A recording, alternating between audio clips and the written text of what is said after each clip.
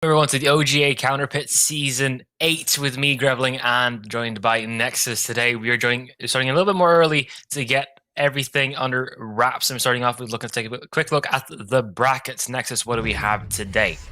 Well, for today, we've got ourselves two matches like always, starting off with Nexus versus Escade right there in the upper bracket finals. You can see the winner of that will be headed to the grand final, while the loser still has another chance at redemption to making it there after our second match of today, which will be Team Secret versus HellRaisers to see which one of those two teams has a shot at the grand final again.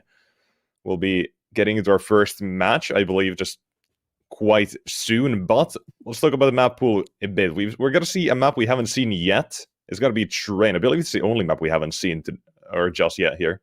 Yeah, we have seen like the other two, which have been Mirage and of course Nuke. We saw Nuke for the first time yesterday. But now, with Train actually becoming a pick of Skade, question is, how are they going to cope? Because I feel like Train is a very, either T side or CT side, depending very much on the opera, depending on who can get the first opening frags, who can open up the round in their favor.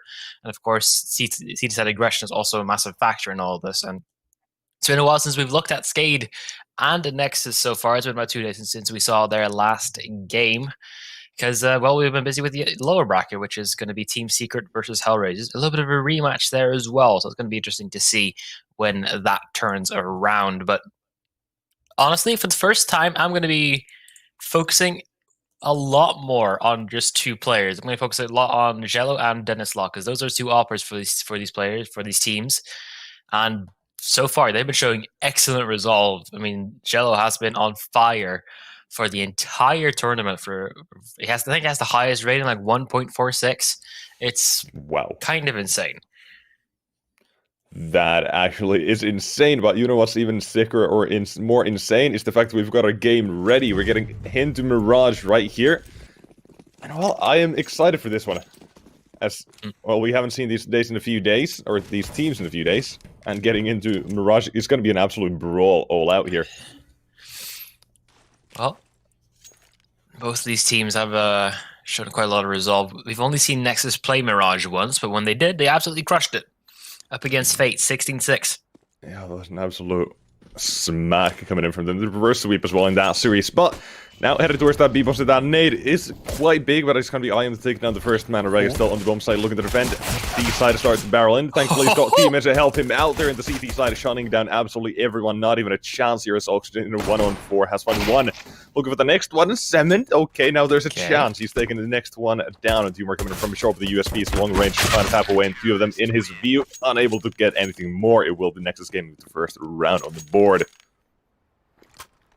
It's impressive stuff. A very good pistol side from the side of Nexus. Early rotations, a lot of frags coming in from the rotations as well, leaving the one man on the who's actually still on the site to be a continuous problem for those who are trying to push on through. Because if you can't get those opening frags, that's going to be a really tough time. We have actually seen Skade play Mirage a little bit more often than the side of Nexus. Played it once. Oh boy, wait, actually, I mean, it's the waterfall coming out of Palace, but at least they're just rushing it. They're not even trying to do any sneaky plays, just going out. I mean, they were trying for a sneaky play. Rag is aware of it, but they did. Not really calling for an instant rotation when everyone just gets shut down the second they actually enter. Yeah, there was no real reason to make or call for the rotation, like you said. No casualties on the CT side, so it means they can just sit in place. And well, that's going to be another one. Like I said previously, we have seen Skade play Mirage twice so far. They did lose one time against Nemiga, where Nemiga actually was playing with a stand-in. But they also beat out Secret, which is the potential other finalist. Important thing to note as well, because these players are now playing for a part of the prize pool. It's now all a part of this, and Raga, he's making a very good go of it. Already finding a few frags, and BTN taken down in the smoke. Rainwaker, he's woken up here. Has a wee for an early start here. He's ready. And the Skade try to get themselves their first round on the board here, but still two players to try and deny that. You mentioned Zello right there on the virtual desk. What to call it, that is one of the big guns you have to look out for, but in this round he's got nothing to say. It's all left on an MP9. Seventh has been spotted in the AKs of Denislaw. The second man you mentioned is going to be able to find the frag and seal of the deal there on round number 3. Skade put themselves on the board very early on. First gun round, yeah. The first chance they have, they take it away. And now, with the remaining money left in Nexus's bank, they're going to be going for it. What's up? Yeah, I want to kind of mention, like, so right here we've got the T side of Skade, like on Inferno. I mentioned a few times when they have played, but they've got a lot of stuff on that map. So it is a I want to see what they have on Train then. Like if their Inferno T side is that versatile, like what do they have on Train? Because they have to be decent on it. Would imagine, yeah. The win rate is quite high. They've been performing very well lately, not only in this tournament but basically in general. And so far, all the smokes coming from both sides actually do block a lot of utility, a lot of momentum from the side of Skade. It's a good opening frag from BTN as well. Lines it up and okay, Zello's got a bit of a gap in the smoke. Will be taken down without further ado there, but still able to do a bit of damage in the T side. Come back from a man disadvantage. We'll see how they deal. They've got a few Molotovs, but no real aid in terms of smokes, which might hurt them, but might not. Right now, CT's rotations are being made into the wrong bomb site, so there's going to be a chance, but BTN quickly shuts down the chance there on the B side. Now, Cement, he's going to have a big hold here, has spotted the players, and without the CTs, you can see all of them start to approach and circle around this A side. Oxygen in the jungle, he's got one.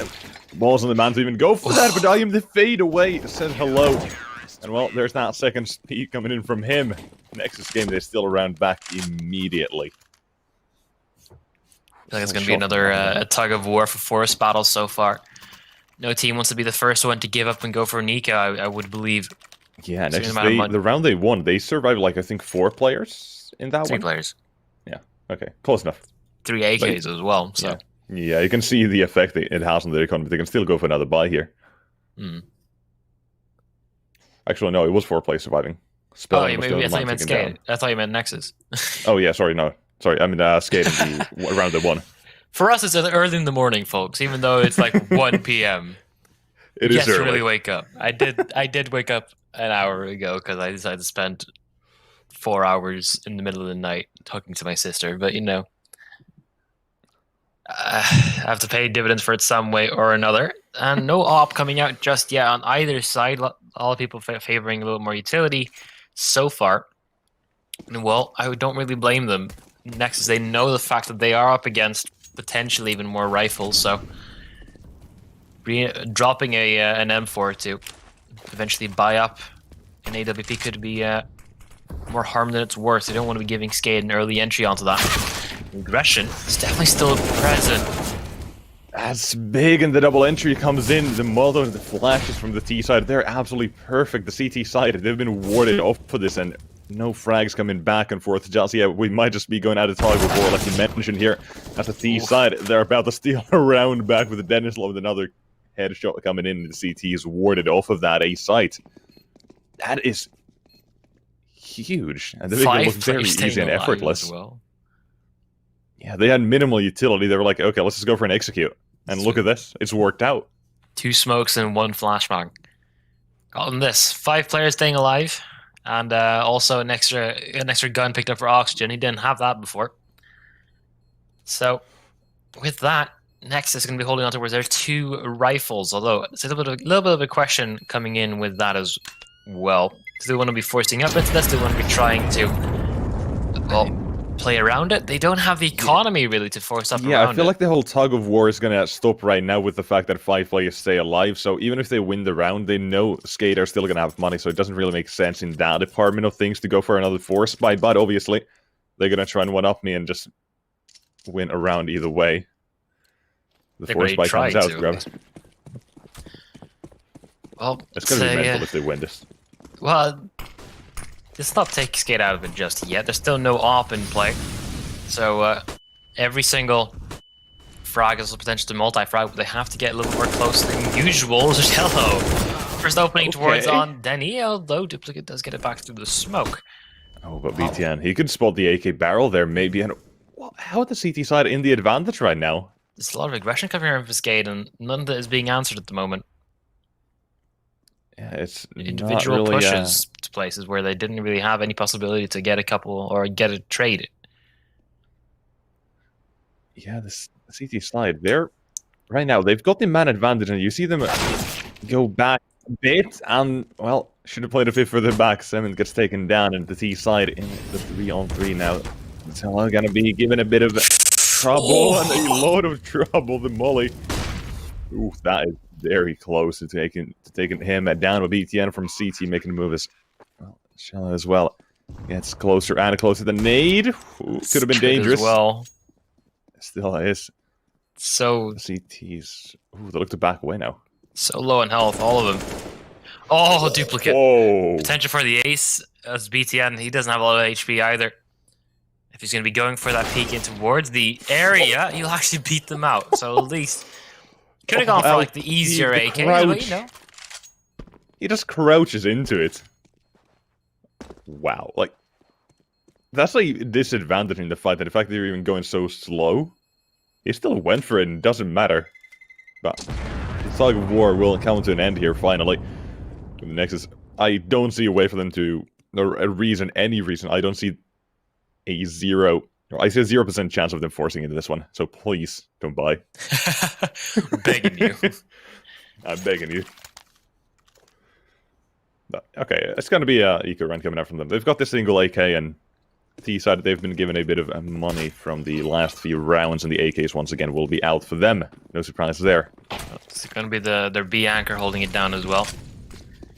With a lot of help from the other ones as promised, but Skate actually going for this early aggression, trying to take down the AK, but not to much success. BTN does find the first, procking some immediate rotations from the rest of Skate, looking to pressure more towards on A through connector this time around. This is Zeus from IM, but a little bit too far away to be used effectively. Look at how much pressure Skate have been putting in mid in the early rounds here already. And well, now into A site. Oh, the flashbang kind of cost him his life there. Not ready to respond, but the CT side, they're finding frags here in response to the T side to take over, but the bomb is so far away. Oh, there's still a chance for Nexus here, and it will be Shella coming in from connector, but immediately removed.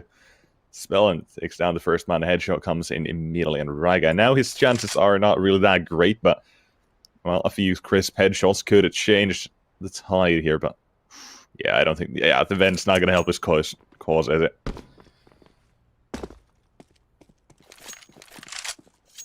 Looks to be the save call now being made as well. The bomb gotta be planted any second now, and that's gonna seal the round.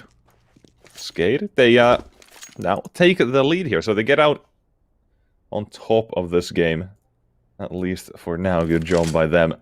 Man, starting to pull on away as well, getting the bomb down consistently, getting a lot of frags and keeping a lot of guns alive.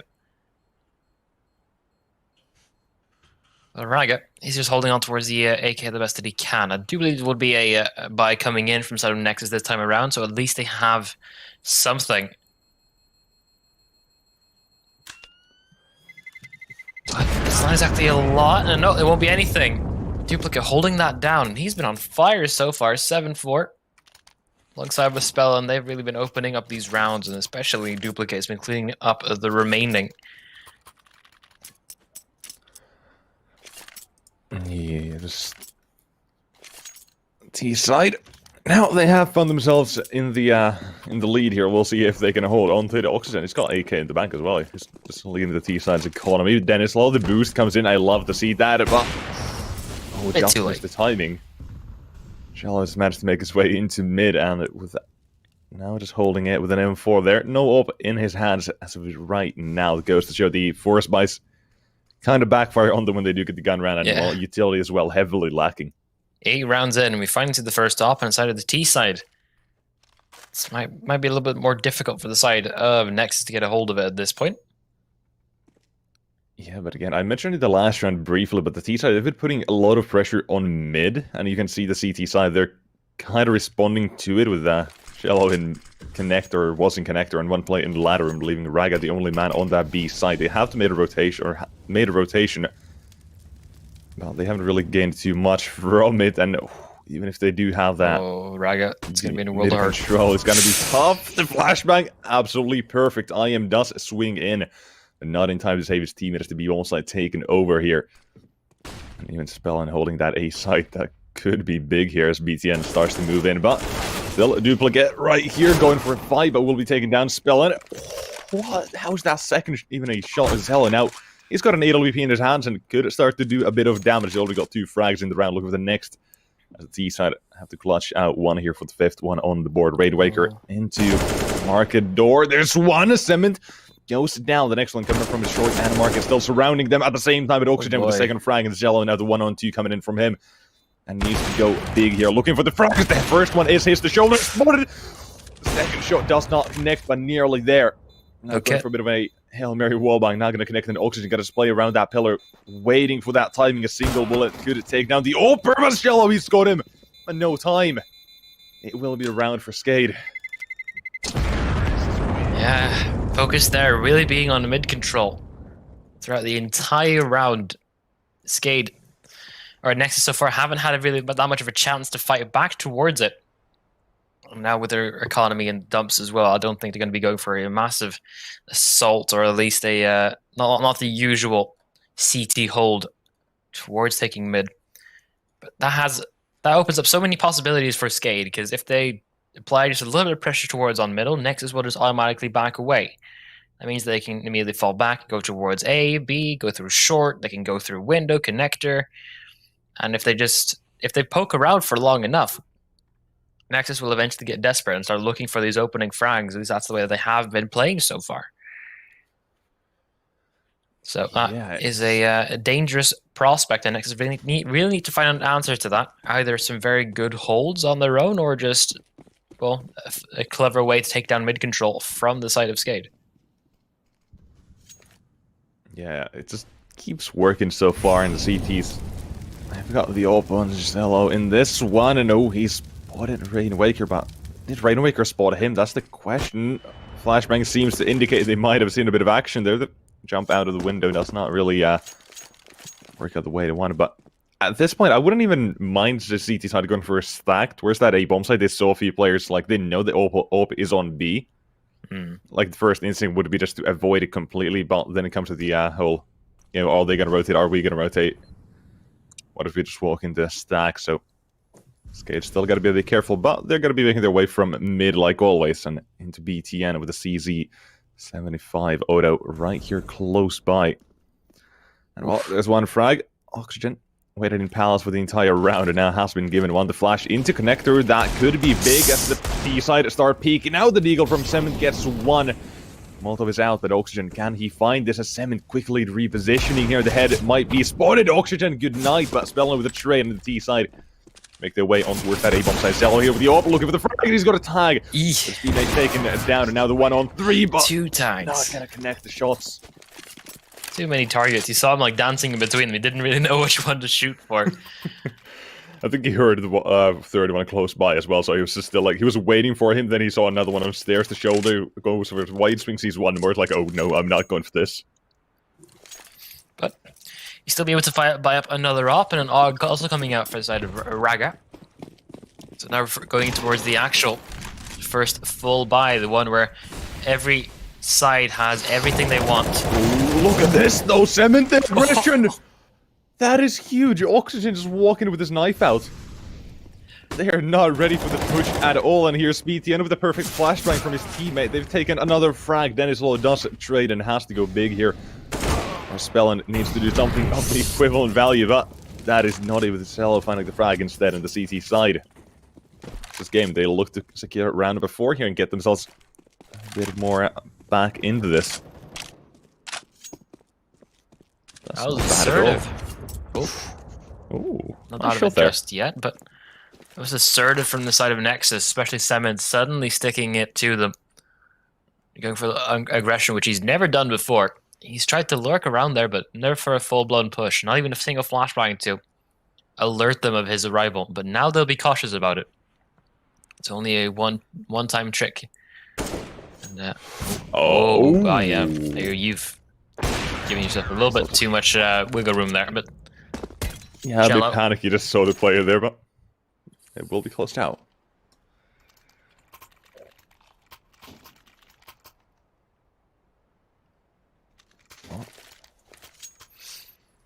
Either way, we'll be getting back into this T side. You can see they've got just enough money to go for that buy there. It's not exactly fantastic buy either. Rain Waker not too much in utility. But they have armor, they have AKs, that's not a good Malta. Oh, I just things are starting to slip. It's early for everyone, it seems. I think that was just a bit unfortunate. Like, it bounced on top of the arch, but that's something that's probably not going to bounce on top of anything. The mollies, what? What? Rainwaker and Spell just burned to death. A barbecue on window, everyone. Crisp D-side. And I am with a third frag here. He's basically shot down Skate immediately the mid-control. On his own. Goes against it. Was there a flashbang as well? He threw that. They didn't notice or what? I don't see. I think there was a nade. I didn't think there was a flashbang. I'm just trying to wonder why did it stay in the molly the entire time. Hard to see without knowing their POV. True. That's creative. A little bit of a gamble is the fact that we're trying to go towards that ladder or towards the window boosting. Dropping a good Molotov, his friend dropping a good frag grenade. Lo and behold, you have yourself a dual spit roast. And Skade, now for the first time, stuck with just an eco. Not even a... not going to be forcing up for this one just yet. They have been reduced to just this so far, but usually they get a bomb plant off of rounds like this at least, but they are split up. Very split up, in fact. Maybe going for a couple of heroics. Yeah, Nexus got themselves the chance to get themselves tied up here, and well, we gotta see if Skate can at least pull off a bomb plan in a round like this. They kind of tried something like this, splitting up with a bomb and the players everywhere, but seems like it's gonna be Rainwaker alone towards that B. So I like the flashbang. It's gonna pop right in his face in apartments there. Not enough time to react to it, but it's not like he's gonna get anything. But the offer from Shallow finds one. First man taken it down, and well, looking for another one. So far, next they're playing this very controlled, long range, and well, they're gonna be trying their best with it. Spellin does get the first one. Dennis Law takes a little bit of tank damage as well. He was expecting a flashbang to come way earlier, not happening. And oh, Spellin. It's getting a little bit too close. I am spraying through. Will eventually finish off with the last bullet, but still, 3 frags in a round like that? Not exactly the next going to be too happy about that. Another timeout going to be called.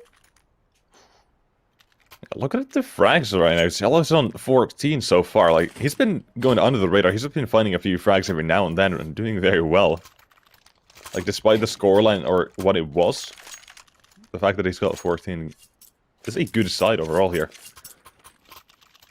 Well, his counterpart on the T side a bit more reserved, quiet, waiting for his chance to shine. Yeah, we've seen Dennis Law with the AWP a couple times now, but not really too much of an impact just yet. He's found himself 5, nothing more.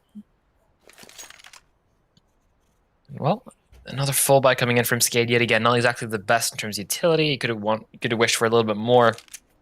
Potentially would have gotten that with a bomb plant, but not really happening for them just yet. So, with Nexus now in a position to take the lead, or Skade potentially in a position to bounce on back, could be very crucial this round. Could potentially decide the rest of the half, considering there are only 3 rounds, or 2 rounds after this one. Nexus to have a little bit more money in the bank, so potentially another force buy coming in. But Skade, they are on, they're quite limited on their funding. They are. They tried the A push once more, or trying the A push once more. He's going to be Semin. Man hiding in Sandwich just got the first frag loop for the next one. Duplicate. He's not ready for him. And BTN is going to chime in with a frag of his own. They know one's towards Palace, and well, second one coming in from ramp. Now Rainwaker finding 1 and 2, wreaking a bit of havoc here, but Semin still a man standing tall in Sandwich, and well, with a nice little flashbang, has a bullet behind the C-side in a 1-on-3, and it will not go their way instead. Semin is allowed to just survive the entire round in Sandwich. What a hold there from Semmons. bounces back and forth, dinks up the guy in Palace, falls back again. There's no Molotov to clear him out because, well, Skade doesn't have the type of utility yet. Yeah, this time it was just the lack of utility that really bounced. Like the first time, the CT side, there were, you know, what I want to say, a bit predictable positions, so they just got taken down, but not that time. And also the fact that they've drilled through a lot of very good flashbangs. They are so ready. Whenever someone comes on through or tries to assault, they have a couple of responses, and the flashbangs, they're counting on the rest of the team to pick up the slack.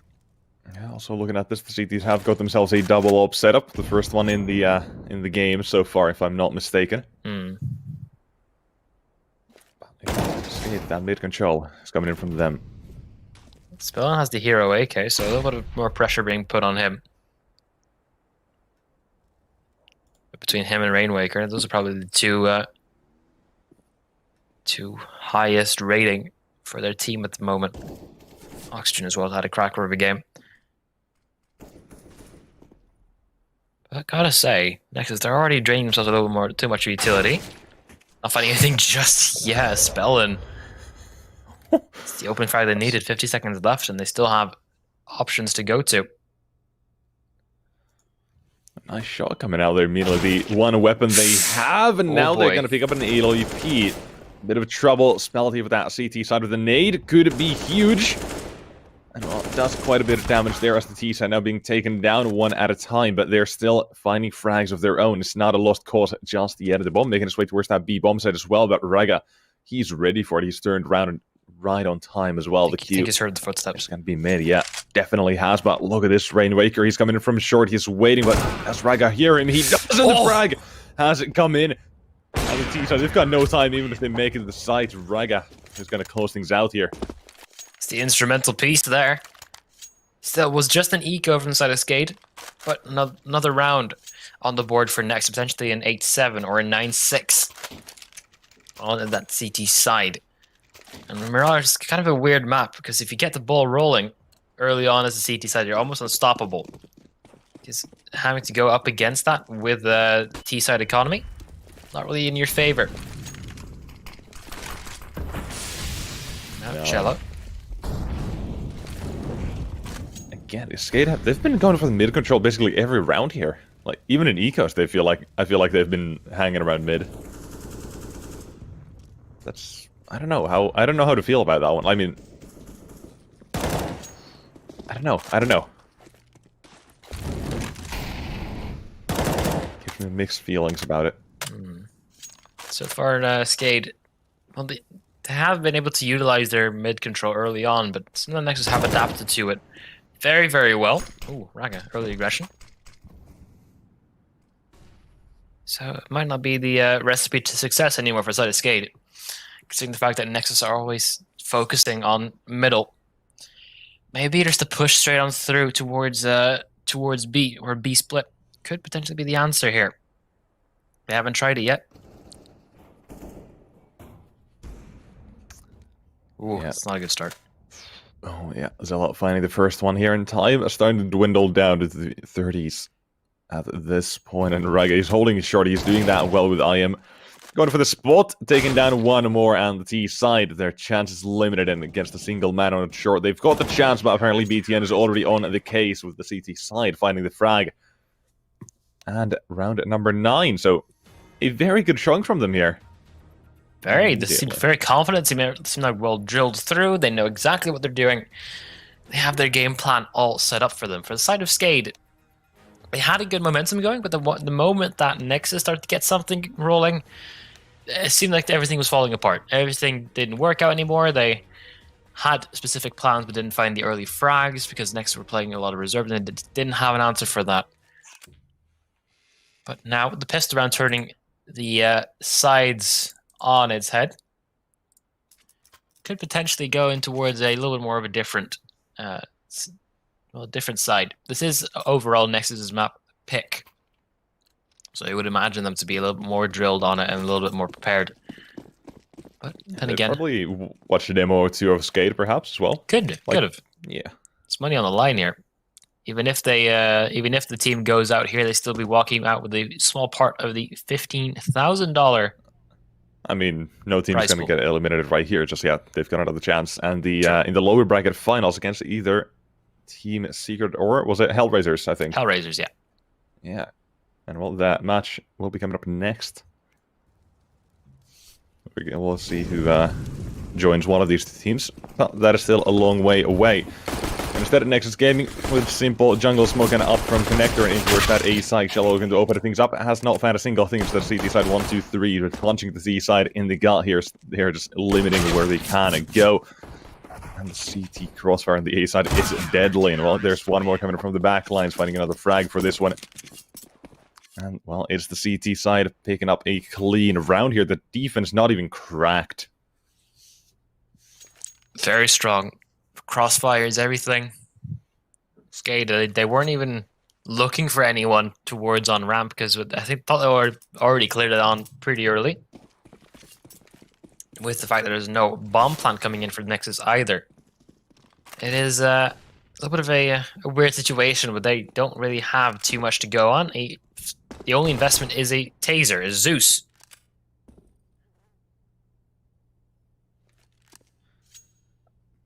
Yeah, Nexus, they've, well, not really got a chance in this one, so to say, but at least the bomb plant is always on the cards here. They just need to find one of the players defending that side. It's going to be Oxygen, and he's playing a bit risky here as of right now. He's got a teammate on short to try and help him. It's going to be Rainwaker, but...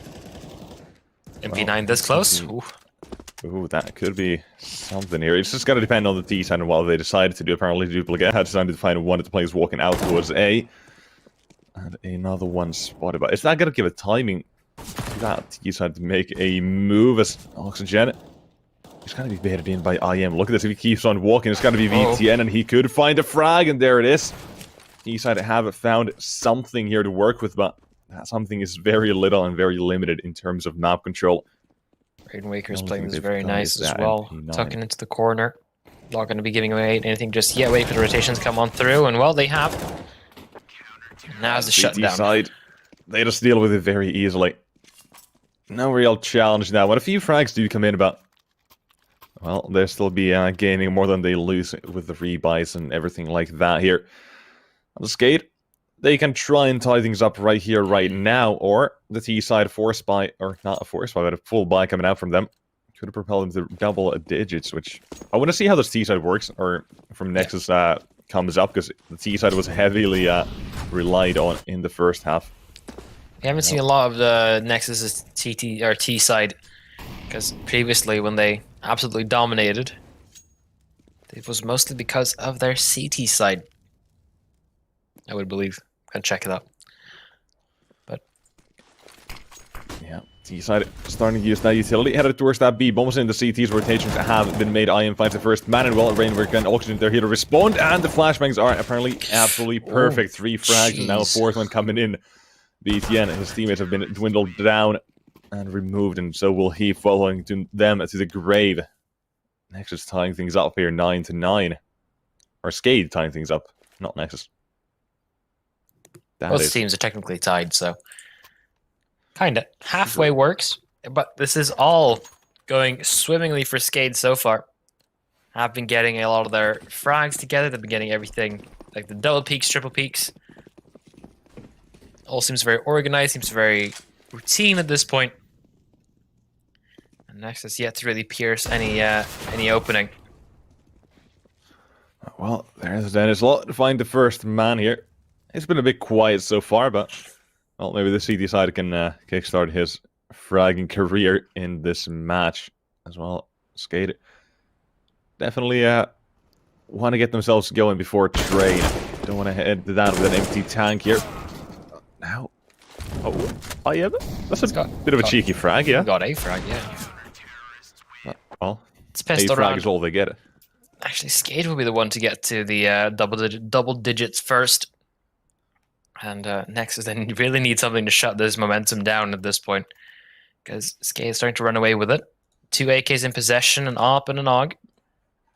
Of course, everyone on full armor and kits as well. So this could potentially be the round that either propels Skate in towards 12. Or depending on how the bomb plan actually goes. We haven't seen a bomb plan yet from side of Nexus. Also, But no we're gonna see T-side. them go for the AWP here, and Okay. Zhao with the first frag, making it look quite easy there. Just swinging out mid, saying, hey, and, well, removing Rainwaker from the round. A bit of damage being taken by nade or from it, some kind of a nade beating, and just wildly spraying into smoke as well. Gonna try and follow up on some damage. Unable to do so, but, well, what did the T-side really want to do here? They've got the bomb far in Alps, and they have found themselves that mid control to see these sides as well. Rotations are being made. So this would be prime time to crunch on the A side. So, yeah, prior to the crunch on the A side because there's no one there. Skade, leaving that one basically completely on its own. And, I saw that nade coming, so he immediately ducks away. Now with the remaining time and players from Nexus looking geared towards that A bomb site after all. Duplicate had a chance to shut everything down there, but not going to be going in his favor just yet. And looks like Skate already are going to be saving. So bomb plant and a round win from Nexus. Keeping 5 players alive. Should be here. No way for Skate to really get back into this at this point. Like, even if some damage has been done, as soon as the bomb goes down, yeah, the CT's no one's budging an inch. It will be the well, side of Nexus to put an end to CT side of Skate here, as they do get themselves a very good start. Was it 4 rounds in a row, I think? But here it is going to be tied up once again. And even I am on the hunt. Got to try and remove one of these weapons. It will be Oxygen with his AK in apartments, the first man there. Got to be a bit careful of this, but apparently Dennis Law has found one of the hunting players. And, well, it seems like it's just going to be that. The T-side, they've got their own economy to worry about, not going to be going too aggressive. Instead we'll be looking at a 4-man save, and well, CT's got 3. It's very passive coming in from side of Nexus. But their performance is basically all huddled together. No one's really out fragging massively. Of course, Nexus or Cello is definitely stealing the spotlight. Now, still the AWP in possession of Skade that could potentially turn this one around if they connect a couple of shots. That was so close from Jello. But not to be just yet. Nexus finally got their first round on the board, finally got the first bomb plant. Their plan worked. Now they're looking to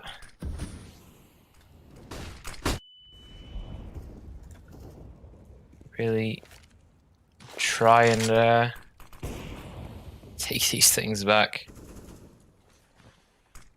Yeah, but again, so far like I mentioned, Nexus, they want to see how this T side ends up going, and well, they've been using mid quite a bit as well here right now. And well, they've done so with relative success, finding connector quite easily. Even a bit of utility. Making their way into connector, and now a few more players joining. It's going to be the split towards that A side and rotation being made. And it will be the T side to go in towards that A side, but the frag comes in and the immediate response. Then Slow with this up needs to go big here, but BTN, a second frag, just walks in, sidestepping, and the frags are coming in from both teams, and into 2-on-2 with the bomb about to head down. Will be some kind of a retake situation here, but Raga with 1 frag. The flashbang is quite perfect here at Oxygen. I'm not sure if he did spot the leg or not, but the AWP has moved in towards that bomb site. And he definitely has spotted the man on the Tetris stairs, but IM walks out and finds a nice frag out of it.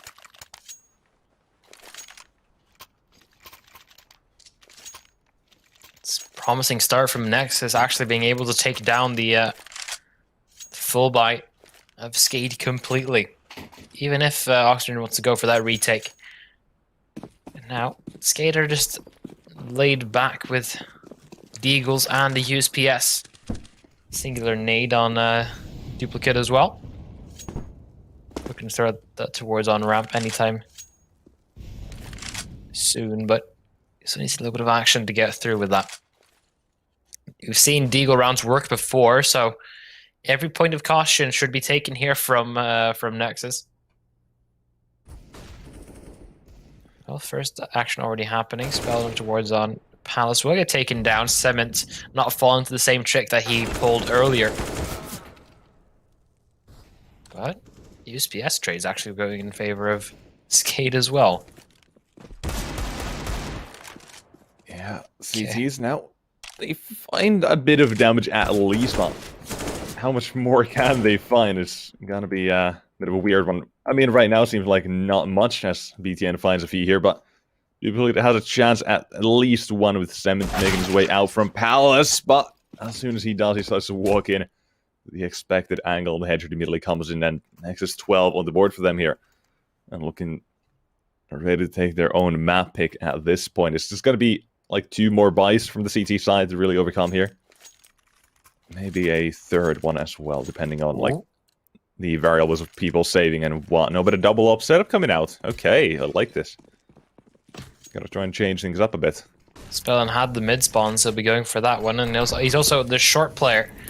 So having him, at least on standby with the quick op, could potentially be very, very good for the side of Skate. Although, Dennis Law not really having the most success up towards the A-bomb site. And the pressure now from Nexus. They've spotted the major flaw, except for individual performances.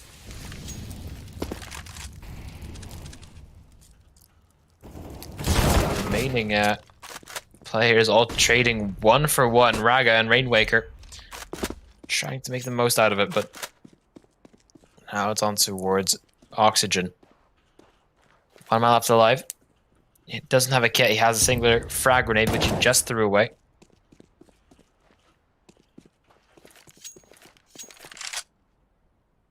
Now Oxygen still on the 1 versus 2. Jello pushing very close on in towards on jungle, but 50 seconds left, and Nexus going towards the A-bomb site. I don't think Oxygen will be having too much luck. I don't think he should be going for this either, considering his own money and the team's economy. It's a little bit of a weird situation, a weird call to make, but he might just have to sit back and let this round play out the way it already is. Yeah, he's got the 1-on-2 in his hand and has a chance, but needs to nail the first shot. But Cello, he's got the frag and the CT side. Well, do not overcome that buy on the T side. At this point, their economy is starting to look quite dangerous. You can see that 10k on 2 players there are, well, down to 9 after buying, but, well, either way, it's going to be quite a lot to deal with here from the Skate side if they want to come back in this map. Well, still, it's going to be a slight unknown on the second map of Train, like, since we haven't seen them play that map in this this tournament just yet. Nexus probably don't have that much to go off of either. Well, I don't know if they were going to be ready for Train. Like, it's a map Skate definitely are not bad on, or at least on paper. So I don't know if they are expecting, or were expecting Train to come out immediately. Since so far we've seen them only pick Inferno.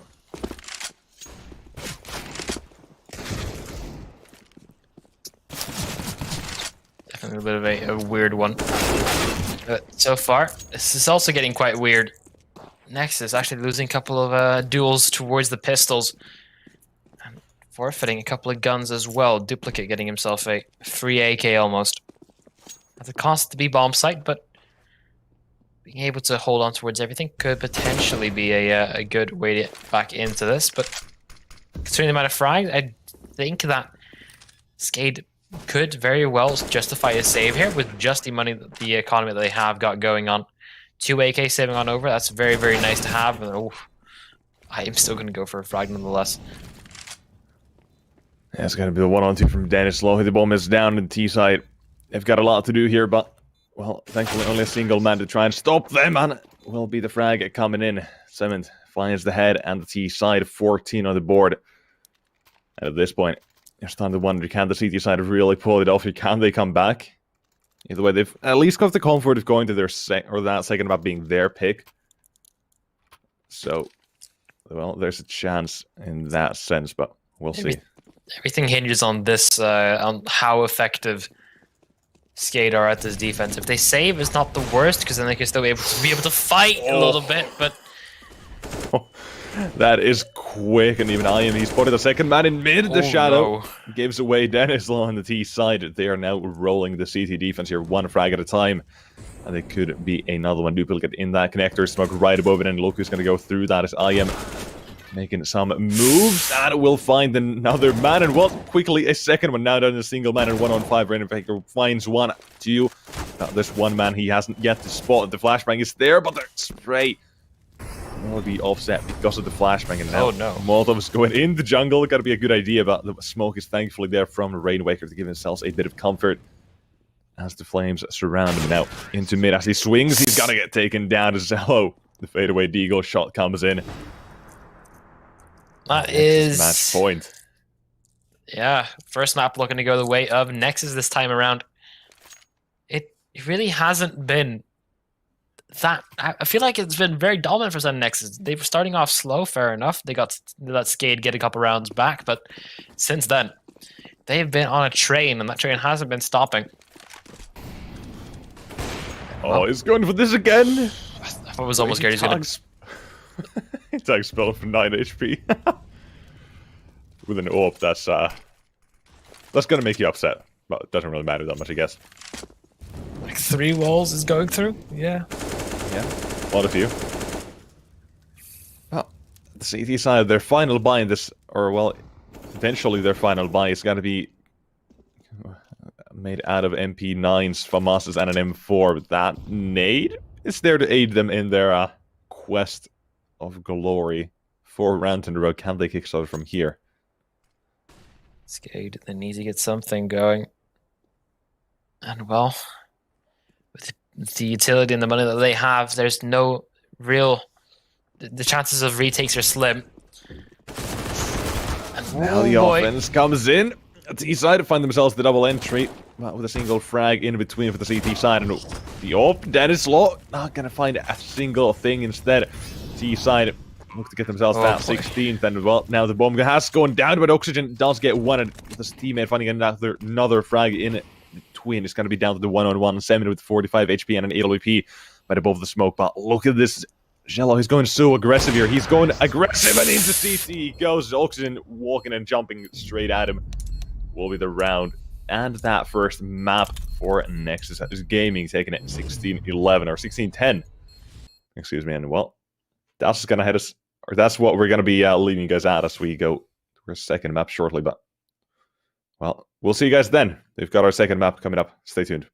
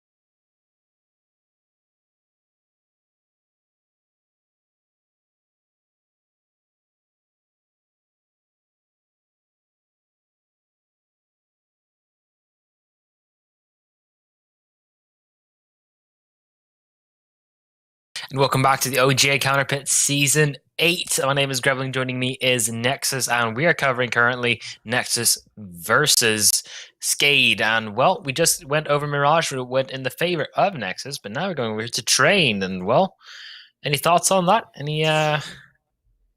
I do. It's going to be a bit of a weird, not a weird pick, but an odd pick so far in this tournament. As the only map Skate have picked has been Inferno, if I'm not mistaken. So we'll be getting into Train, and well, I'm waiting. I'm ready to see their T side, and we're going to be seeing it immediately with the game live right now. So, well, we'll see how they do here on this map. Want to force us into our third map for sure, which, if I'm not mistaken, would be Nuke.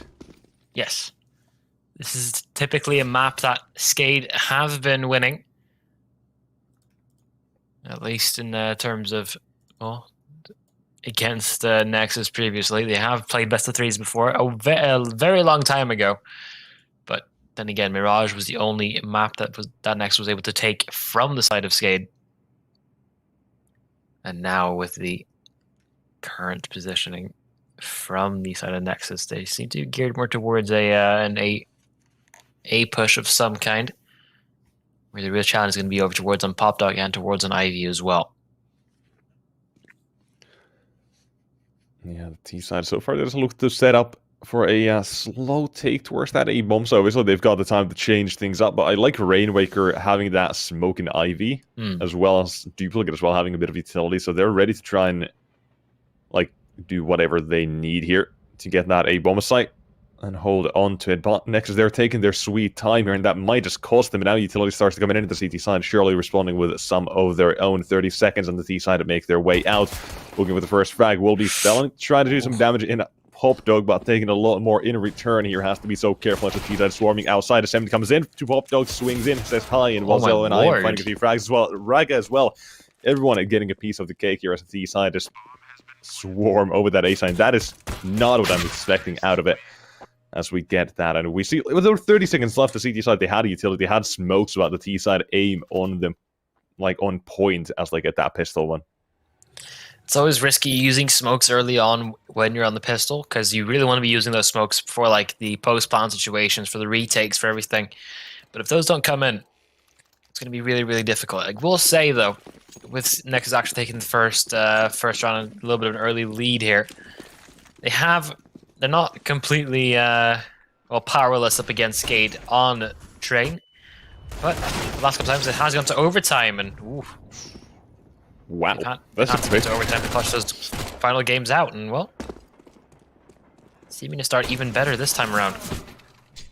Oh, Desla just forced off by the Mac-10 and into the waiting arms of a few more players in Ivy. It's not really going the way of the Force 5. Stellan, that's a nice shot. Running back and still hitting the head. Has his head chopped off of him, but are there going to be any more casualties? The T side walk in, Spellin. Still has one BTN is the next man to go down, and well, still one more there. And the tag connects Jello down to 7 or 9 HP there. Oh, the multi dangerous territory. The Molly thankfully doesn't walk away from it. The T side, they gotta be careful here, especially now the spam. Oh no, Sement is going to take him down. Rainwaker, he had the exact position. Spell, and look at this. It's dangerous moving in. That IM hasn't found the frag, and Rainwaker, the Deagle, is dangerous. The potential is big with this one. 2-1-5. No way that they're able to clutch this one back. And well, first option's already been found. And Rainwaker, you will take both of them. Skade, 2-on-5 with a scout and a Deagle to do the heavy lifting. They come back from getting run over on the pistol round to at least show that they can still fight. Nexus got a little bit too comfortable, I believe. Starting to hunt down all those frags, and that's insane. How? You consider it was Rainwaker with the Deagle just shooting under the Train that gives them that chance. If they get the bomb down, they gotta chill far back and wait, but they have to go for the bomb plan, and well, the Deagle just swings in and saves that CT side of Skade. That is quite something. I know, a little totem drop, but apparently there seems to be 2 players waiting in Pop Dog, and well, 2-on-2 with the weapons on the CT side. I don't have to tell you who's going to be favored in that fight, do I? Really? Semit's not going to be offering too much success, and the rest Nexus is so far apart with just Deagles. Don't favor them. And no utility either. Raga will get taken down towards on long as well, leaving only Cello. So, ooh, it's a good first shot though, but not much more than that. Skate right back in towards it. 2 rounds in a row, this time keeping 4 players alive. And they're starting to build up that CT side. The moment they get those ops out, this could be a decisive, decisive winning spree. I'm curious to see how they're going to be holding out on B, however. Because if you're playing it right, you only need 1 person there and the rest can stack on towards on A. Looks like Dennis Lott, he's going to be the one really in charge of be on his own. If he's pushing aggressively, he does get a first one, and Rainwaker as well. This is a really good start. They're up against Glocks, so it is a lot easier to get away with this kind of stuff, but still, the audacity.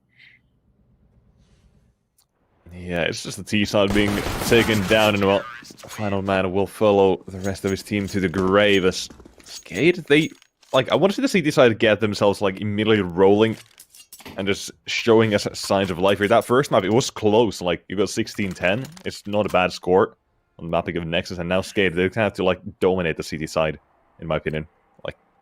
Even if they might have a decent T side, they need to get a lot, or everyone just firing off immediately, because Zello.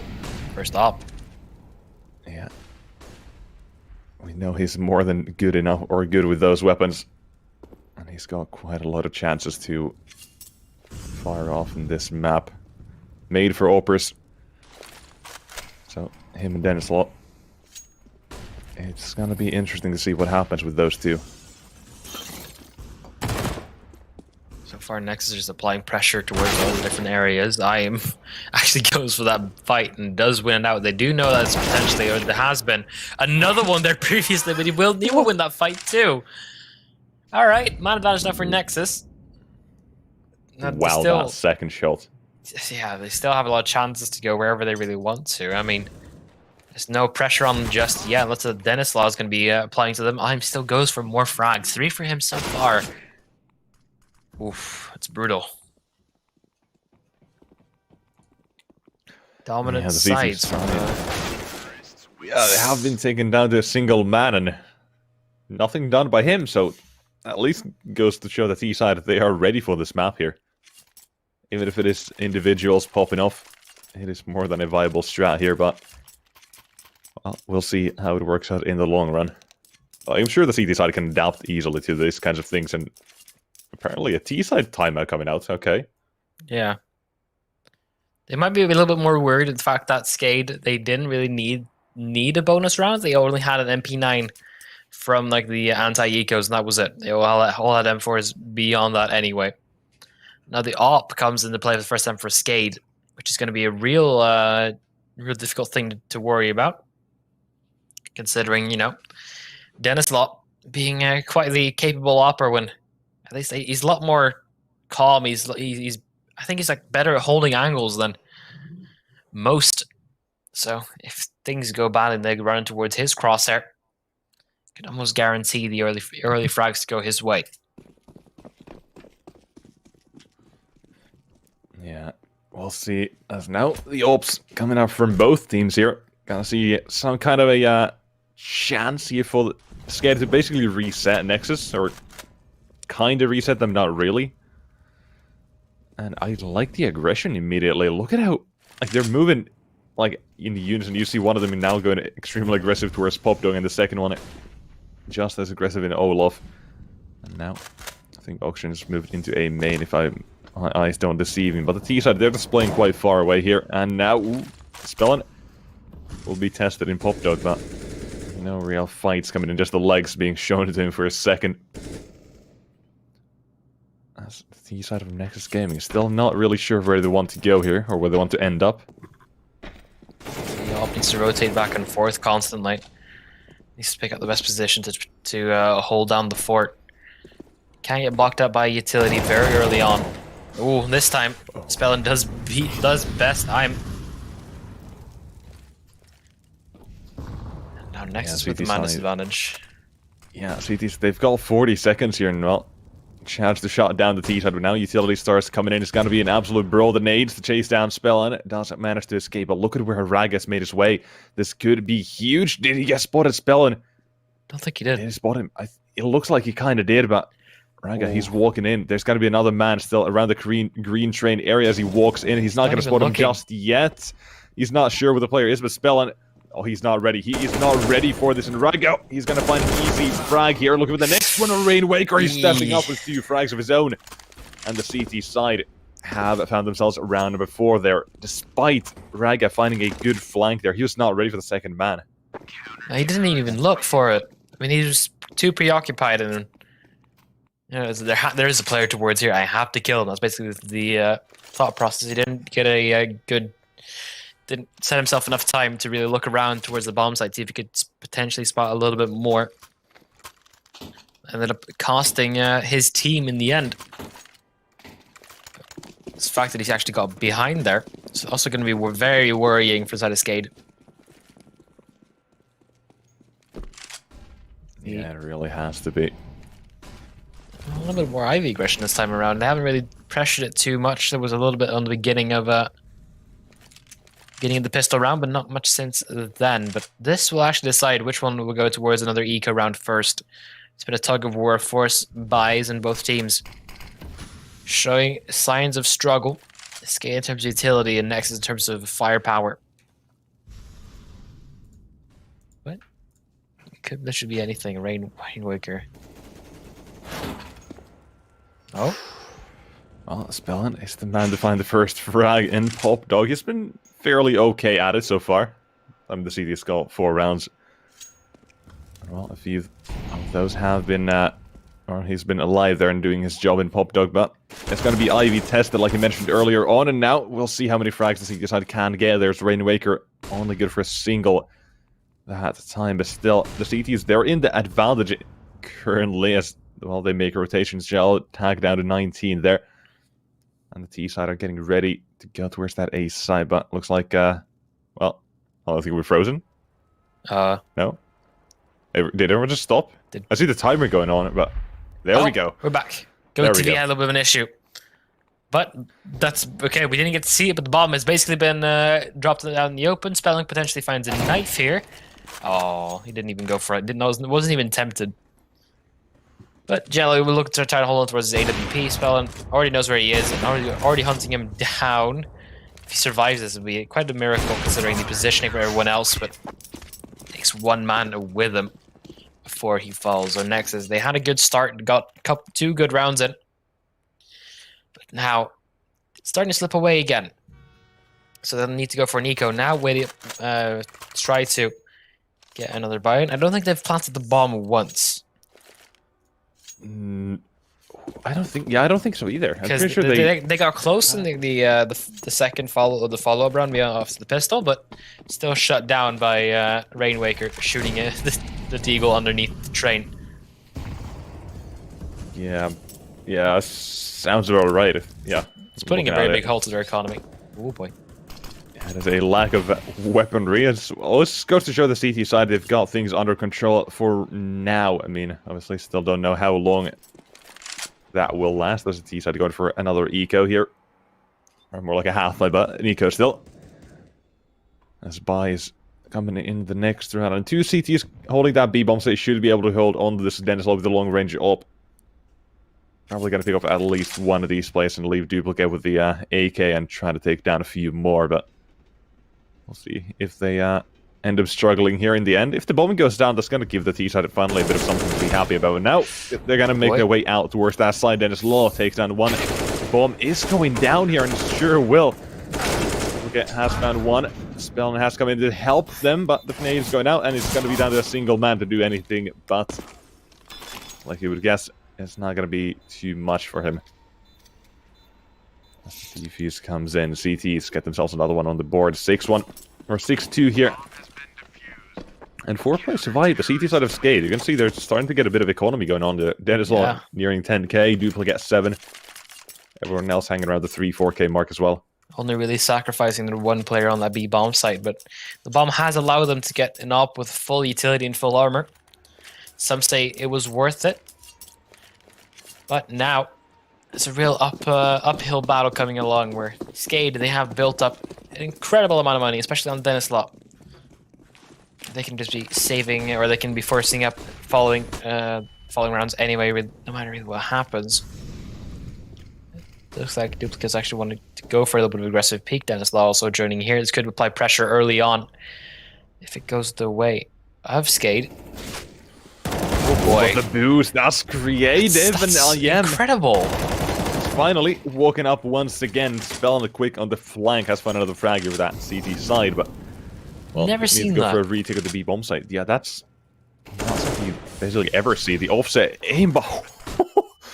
Right, because that's a tight gap to hit, and well, he's definitely showing off his aim there, finding another frag onto a 3-on-3. This B bomb site is a bit easier to retake than the A side, in my opinion, at least. Like, if the T side can get towards like post-plant positions, which currently they're not really doing that well, Rainmaker's picking them off one by one, but IM on the 3 frags already will be shot down by the bomb. It can be defused in peace here, but the lack of kit and BTN swinging will find him the frag in the round for the Nexus Gaming side. As the T side do get themselves a bit more. And well, right now it's just, yeah, you can see it's just rounds like in the middle of Skade's dominance on the CT side. Yeah, it's been Pistol, 3 rounds Skade, a round for Nexus, then 3 rounds Skade again, and then another round for Nexus. And if it's going to keep on going that way, well, it's not going to be too fantastic for the side of Nexus. Because, you know, not really giving yourself too much of a buffer zone on that T side, or for the upcoming CT side, which is really where you need the biggest buffer imaginable to set up your incoming economy. So they're really looking for a couple of extra rounds to really boost them forward. Potentially also close out on the second map of this best of 3. This is the upper bracket final. These teams have been proving themselves so far. Been able to knock out a lot of the opposition very, very efficiently as well. They are basically guaranteed at least a 3rd place finish already, but now the fighting is who gets first. Yeah, looking at one of these 2 teams to get themselves into the grand finals here. It's gonna be interesting to see which one does make it. I mean, still, loser has another chance at it tomorrow. But, well, that is still for tomorrow. Again, he's just going for that jump shot time and time again. Spell, and he's waiting to catch him. Out the spam comes in. It's gonna be tickling him a bit there. The nade, though, that's gonna be a nice one. Well, doing significantly less than I thought. It's just gonna be a use like always. The nades never seem to work when you mention them. It's going to be dull. It's also a massive advantage if you manage to win this one early up. Ooh, I like the spell and changing the angle he's playing there. Just to catch out the jump. He's caught into IM's tricks there. It's not going to work that for too much. Along with the molly, though, will do exactly that. It will catch out the CT side in return. 40 seconds left on the T side. Looking at the positions, you would expect them heading towards that A side. The flashbang down pops still, and no one following up at the CTs. They're going to start to guess here what is happening. Like, they're going to make some kind of a move here. You can see one player towards that B side, another flashbang down Pop Dog, and the time starting to go real low here, swinging out from Pop Dog. The T side find the trade immediately. Over the next one, the T side starts to swarm over, but Rainwaker, he's standing tall under the green train, finding 2 frags already. Shallow does trade, but still, he needs to go big here. He needs to find the frag and the spell it immediately, otherwise his teammate is in a lot of trouble, and already with the time so low. It is looking like another round here for the side of Skater. 1-on-3 with an AWP, but Zerlo hits the first shot with Duplicate. It's there for trade. The T side will fall once again. The CT just shut down over towards Pop Dog is really putting a massive thorn in the side of Nexus. Not able to get anywhere near towards the bomb site without constantly having to turn around and worry about the possibility of just a swing. It is a little bit too much to really care about. And well, with another pistol round now for Nexus coming through. I was actually going for the easiest of times so far. Like I was trying to mention previously, the one who wins this, the entire best of 3, is going to have a much easier time tomorrow. Because then you only need to play one. That's the grand final. And if you aren't... Oh my lord. That's a mow down here in this round. It's going to continue being that way. I am in a 1-on-5, already being tagged down by the op, and apparently Dinosaur did spot the leg shot coming in, but look at the CT side frags! Rainmaker and Spell on 16 frag and 13 on him respectively. Well, the T side, they've got no one above 10 kills. I am nearly there, but... Yeah, it's been their game so far. They did they did a 2v5 clutch to really propel them towards this. Oh, yeah, I almost forgot about that one. That was insane. Rainmaker 3k with an Eagle. And was it... Spellin with 2k with a Scout. Yeah, I was about to say, I think it was Spellin. Yeah, but, well, you remember that a bit better than me, apparently. Oh, Denny. Oh, Dennis Law. You mentioned he's a bit... Oh, you think he's a bit better at holding angles, but I mean, he wants to go aggressive there, apparently. Yeah, he has been... He has been getting, like, outflashed and outpositioned at the side of Nexus lately, especially with that boost, if you remember back to, like, 2 rounds ago. Nexus picked up their third. So they boost over the initial walls, did propel them over towards that position. Then he's once again getting pressured, so he needs to fall back with the assistance from his team. But he does actually gets taken down by IM. Speaking of players with impact, he's definitely been one of them so far. Another opening frag for the tally.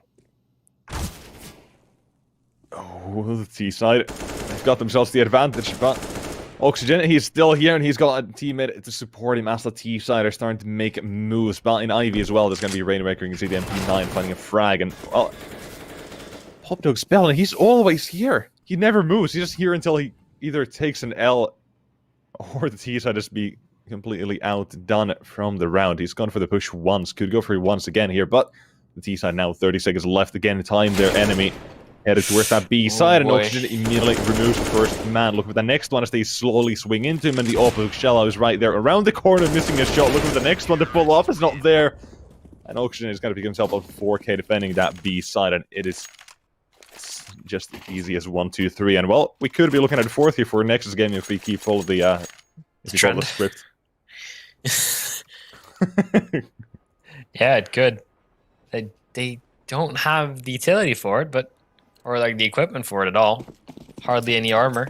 Jello needs to play reserve to be able to get that up, and they're going for a full buy on round number 14, which means if you lose that round, going towards the final round of the half with almost nothing in your bank account. So far, this game looked very geared and looked very prepared. Rainmaker with an absolute shutdown towards Ivy. First time you've seen Nexus even pressure towards it, he gets a quick 4k because of it. Well, look at the frag. We're 13 rounds in, he got 21. 21 and how? I have no clue. He's been getting like so many That just doubles. goes to show this is a Skade pick coming out here. Oh yes.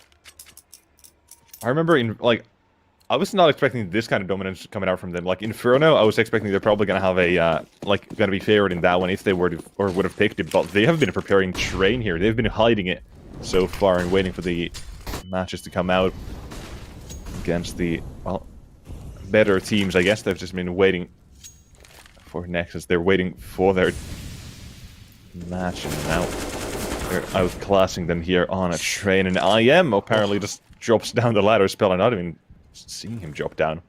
Yeah. Well, okay. Opening fires going the way of Nexus this time around. A little bit delayed, but still definitely in favor of them. It's been quiet. No, exactly. He hasn't been quiet at all. He's been the loudest one in terms of Nexus at all. The rest of his team really need to step up to get close to him. Now Denny, he's going to be the only one left alive, and he has so much money to play with. He might as well go for the retake, considering it's the semi-last or the penultimate round. He's going to be trying to push for a 1v4. It doesn't exactly look favorable, but then again, a 1vx never does. Jello holds that angle. So they at least get themselves a fourth now on the side of Nexus. 1 round too late, but timeout also going to be coming in. I'm guessing from Nexus. Yeah, they're not having that great of a time so far here, but this is like I want to say, this is a normal looking scoreline on the T side of Train, but if you look at the rounds they've gotten, it's been very, very miscellaneous, one every now and then, and that's not really giving you any sort of confidence. Not even only if they that, get but the final round here, it's still a bit weird. the rounds that they won, they were like dominant as well. It weren't like they were close calls and with like a 1vx they barely scraped it together. No, they were full on, 4 players alive, good entry frags, good smokes, but immediately shut down the round afterwards. Yeah, it's like the plays that work, they work, but Skate, they're just so ready for basically everything else. So, I don't know, it's a bit iffy here from the side of Nexus right now, but either way, they'll still be looking for round by 5, and they have the chance here as... And as well, I like the confidence, I like the aggression, the nades! Oh, look at how Lord. much damage is being done! 7 down to 16, spell and holds mouse, 1 around the corner, gets 1, 2, and a nearly a third Raga survives at 2 HP, and BTN removes a spell in there. The aim and aggression, that is huge from the CT side. They have caught out the ST side by a huge margin, and it's got to be a clean round here. 4 players surviving for Skate as they get round number 11 in the first half. Oh, now we're looking for a massive response from Nexus. This is a difficult round to really get through with. It is not exactly the easiest turnaround to begin. Though we have seen Skade do it, and we have seen very good CT side on the side of Nexus before, just never on Train. I mean, last time they played Mirage, that was really when they had an 11-4 up against a team like Fate, but then again, Skate is a little bit above that as well.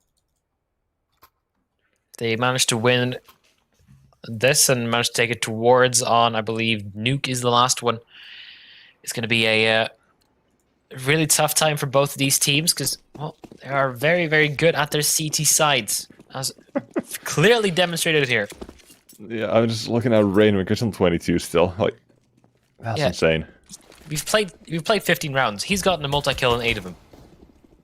Yeah, yikes, that's not going to bode well for the CT side of Nexus here, and you can see Shello finding a single frag, but the T side already double entry, and there's a third duplicate just easily tapping a BT, he tried to hide his face, but, I mean, even if he's turned around, apparently the Glock is just still too accurate when placed in the right hands. Looking for the frags, coming in for that retake, Nexus into 2-on-4. This pistol round could be the one that gives them a chance back in this match, but if they don't get this one, it'll be a tough task, and, well, it already is when Duplicate still with the Glock. He's going so close. It's so scrappy, but...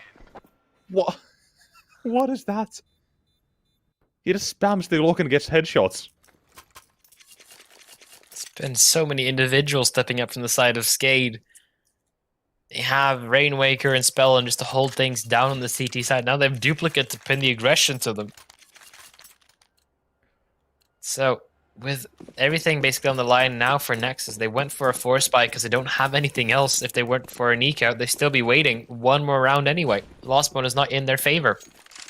So they have to go for a force here. Looking for a miracle. Looking for a little bit better results, but considering the fact that Skade had to do a 2-on-5 to pull it off, might get really, really difficult. Yeah, it really might. The nade apparently finding a frag. That's the bomb dropped, isn't it? No, never mind. I was thinking about looking at the map. I saw the bomb right on him, but apparently I was mistaken there. But looking at the frags, the Deagle gets one more here. BTN is still able to get a bit more damage, and well, Nexus in a decent position, considering the weapons they have here and the man advantage. It's not an impossible task, but I need to play this extremely well if they want to get the T side. You can see them circling around towards that B-bomb side right now, but... Yeah. If they keep applying pressure everywhere, not exactly a clear answer for Nexus to be holding with most of their players. It retakes our possibility, but they don't really have the equipment to that's a big shot there. Very good tag. Every tag you can get is another opportunity for the Deagles to come on through, but with everything being shut down now by the side of Skade, leaving everything up to Cements, and well, he might be able to do something. He's pushing really aggressively, trying to get close towards at least the AK. Yeah, spot on the head, but that was like a pixel. Not gonna be able to do too much. They're playing so far away. They know they don't have kits. Yeah, the Semin, look at this. Well, I was going to say, look at this. He might have a shot off, but no, it's the scat from Dennis Lot. I think he's on the 13 here right now, only needing 3 more to force us into our third map of a nuke, which is going to be quite interesting to see here. If we, I mean, currently we are looking like we are on the trajectory towards that third and final map here. because why not? Just add it to it. Skate pulling off a possible reverse sweep in the series. It's going to be clinging on this round. Taking out a bomb plant, at least it's going to be another lifeline, but then you're asking for a... Actually, no, they don't need bomb plant. I'm looking at the wrong side right now. But Nexus, they're going to be trying to claw things back with just USPSs. Not the best start. Raga, and then oh Jesus, long range with just UMPs and SMG. Oh Lord, it's a meltdown. The CT side just being cut through like a hot knife through butter here. The T side making it look very easy in a round like this, which, well, it goes to show they've got themselves in a good position and everyone's feeling comfortable. Everyone's woken up. Well, Nexus, they seem clueless and lost here on the train. Haven't had a chance to get going. T side looked sloppy. They got around. They immediately got countered on that strategy. Next time, it's not been a good look for them so far. Well, Cement not gonna have to do too much against the UMP that close and personal. 25 now for Rainwaker, considering that we only have had what 18 rounds of play.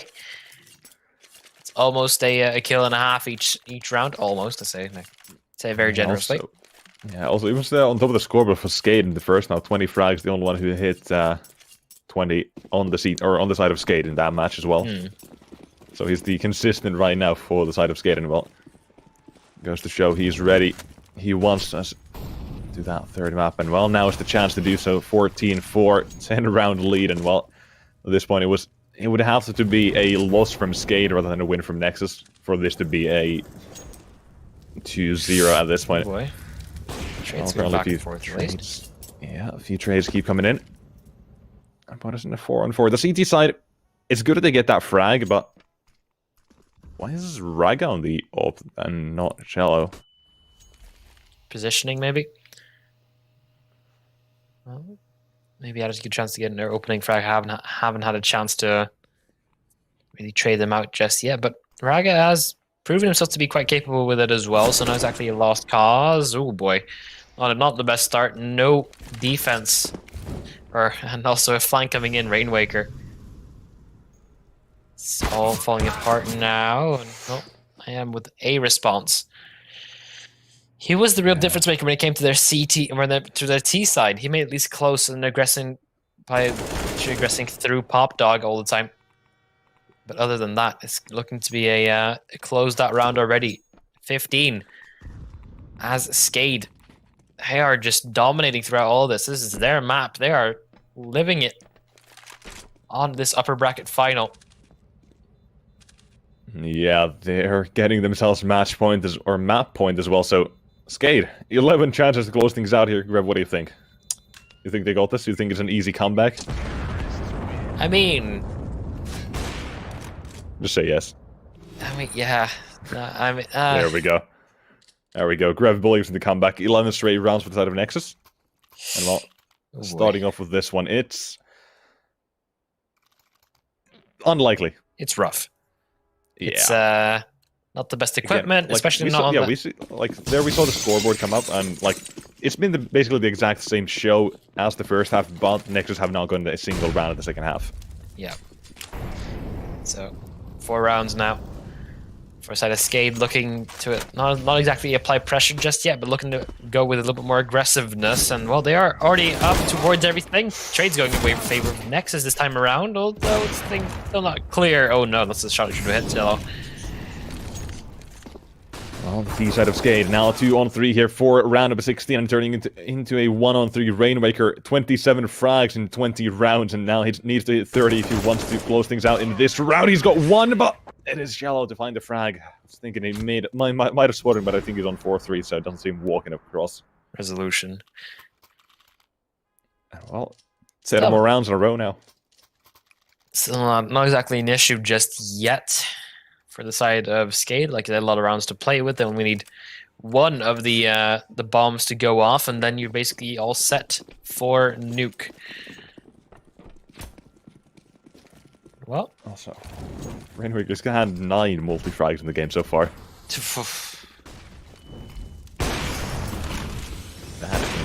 Huge run. Bandit's Law? That's very ambitious. Yeah, we haven't even needed to see him fully activate this so far. Saving his efforts for Nuke, I guess. Now, with actually a lot of pressure coming in from the backlines, it feels like Nexus have a good read on this potential push coming out through. How are they going to be holding it? Oh boy.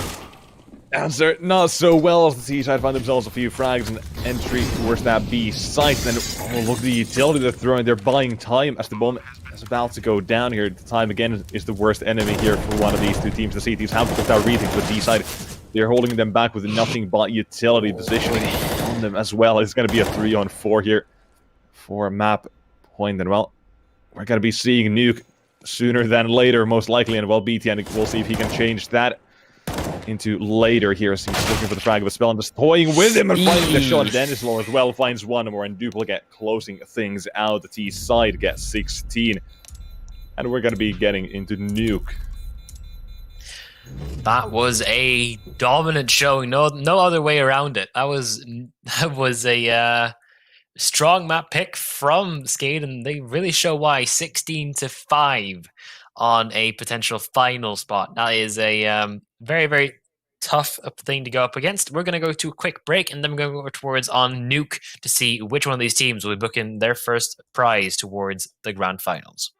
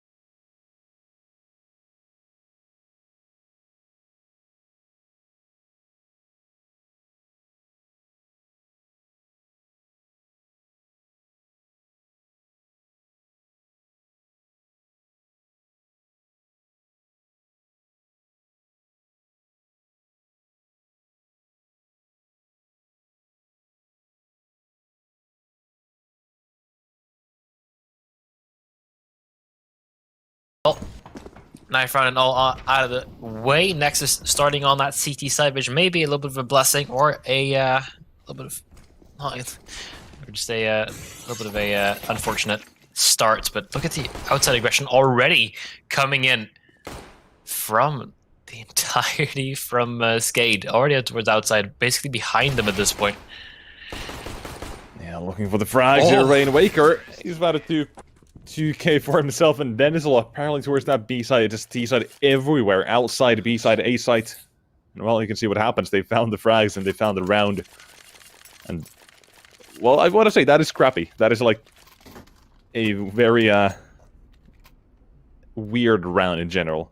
Like the T side, they get the outside control, and I don't know what they just do from there. Just you don't often everywhere. see like T-side aggression towards outside in that like expanse. Usually you go toward on seek or something, but no, not this. Oh, Raga, let's see what you can make with this, my friend. Looking for the first couple of frags with just the auto. Not. Oh no, that's not a good start at all. Nexus been shut down. Had a good idea with trying to hold on to through quite aggressively, but immediately just deleted, and they will be having to save throughout all of this. And it's another round, very efficient one going to Skade as well. Yeah, they're gonna get themselves a 2-0 start here, and well, very easily having done so, the CT is gonna try and save the weapons. They should be fine. No T-side players will be hunting them, so at least they've got a bit of weaponry. Keyword being a bit, not that much in the next round. Going their way instead, it's just gonna have to rely on, like, basically USVs on the Deagle there to find damage. Well, Skade, they get that second round on the board, and 4-player surviving will boost their economy here. So I want to see, I like seeing an aggressive T-side nuke immediately here. Getting in the CT side's face and make them, like, try and make them bend the knee. To see how they'll face off in the gun rounds.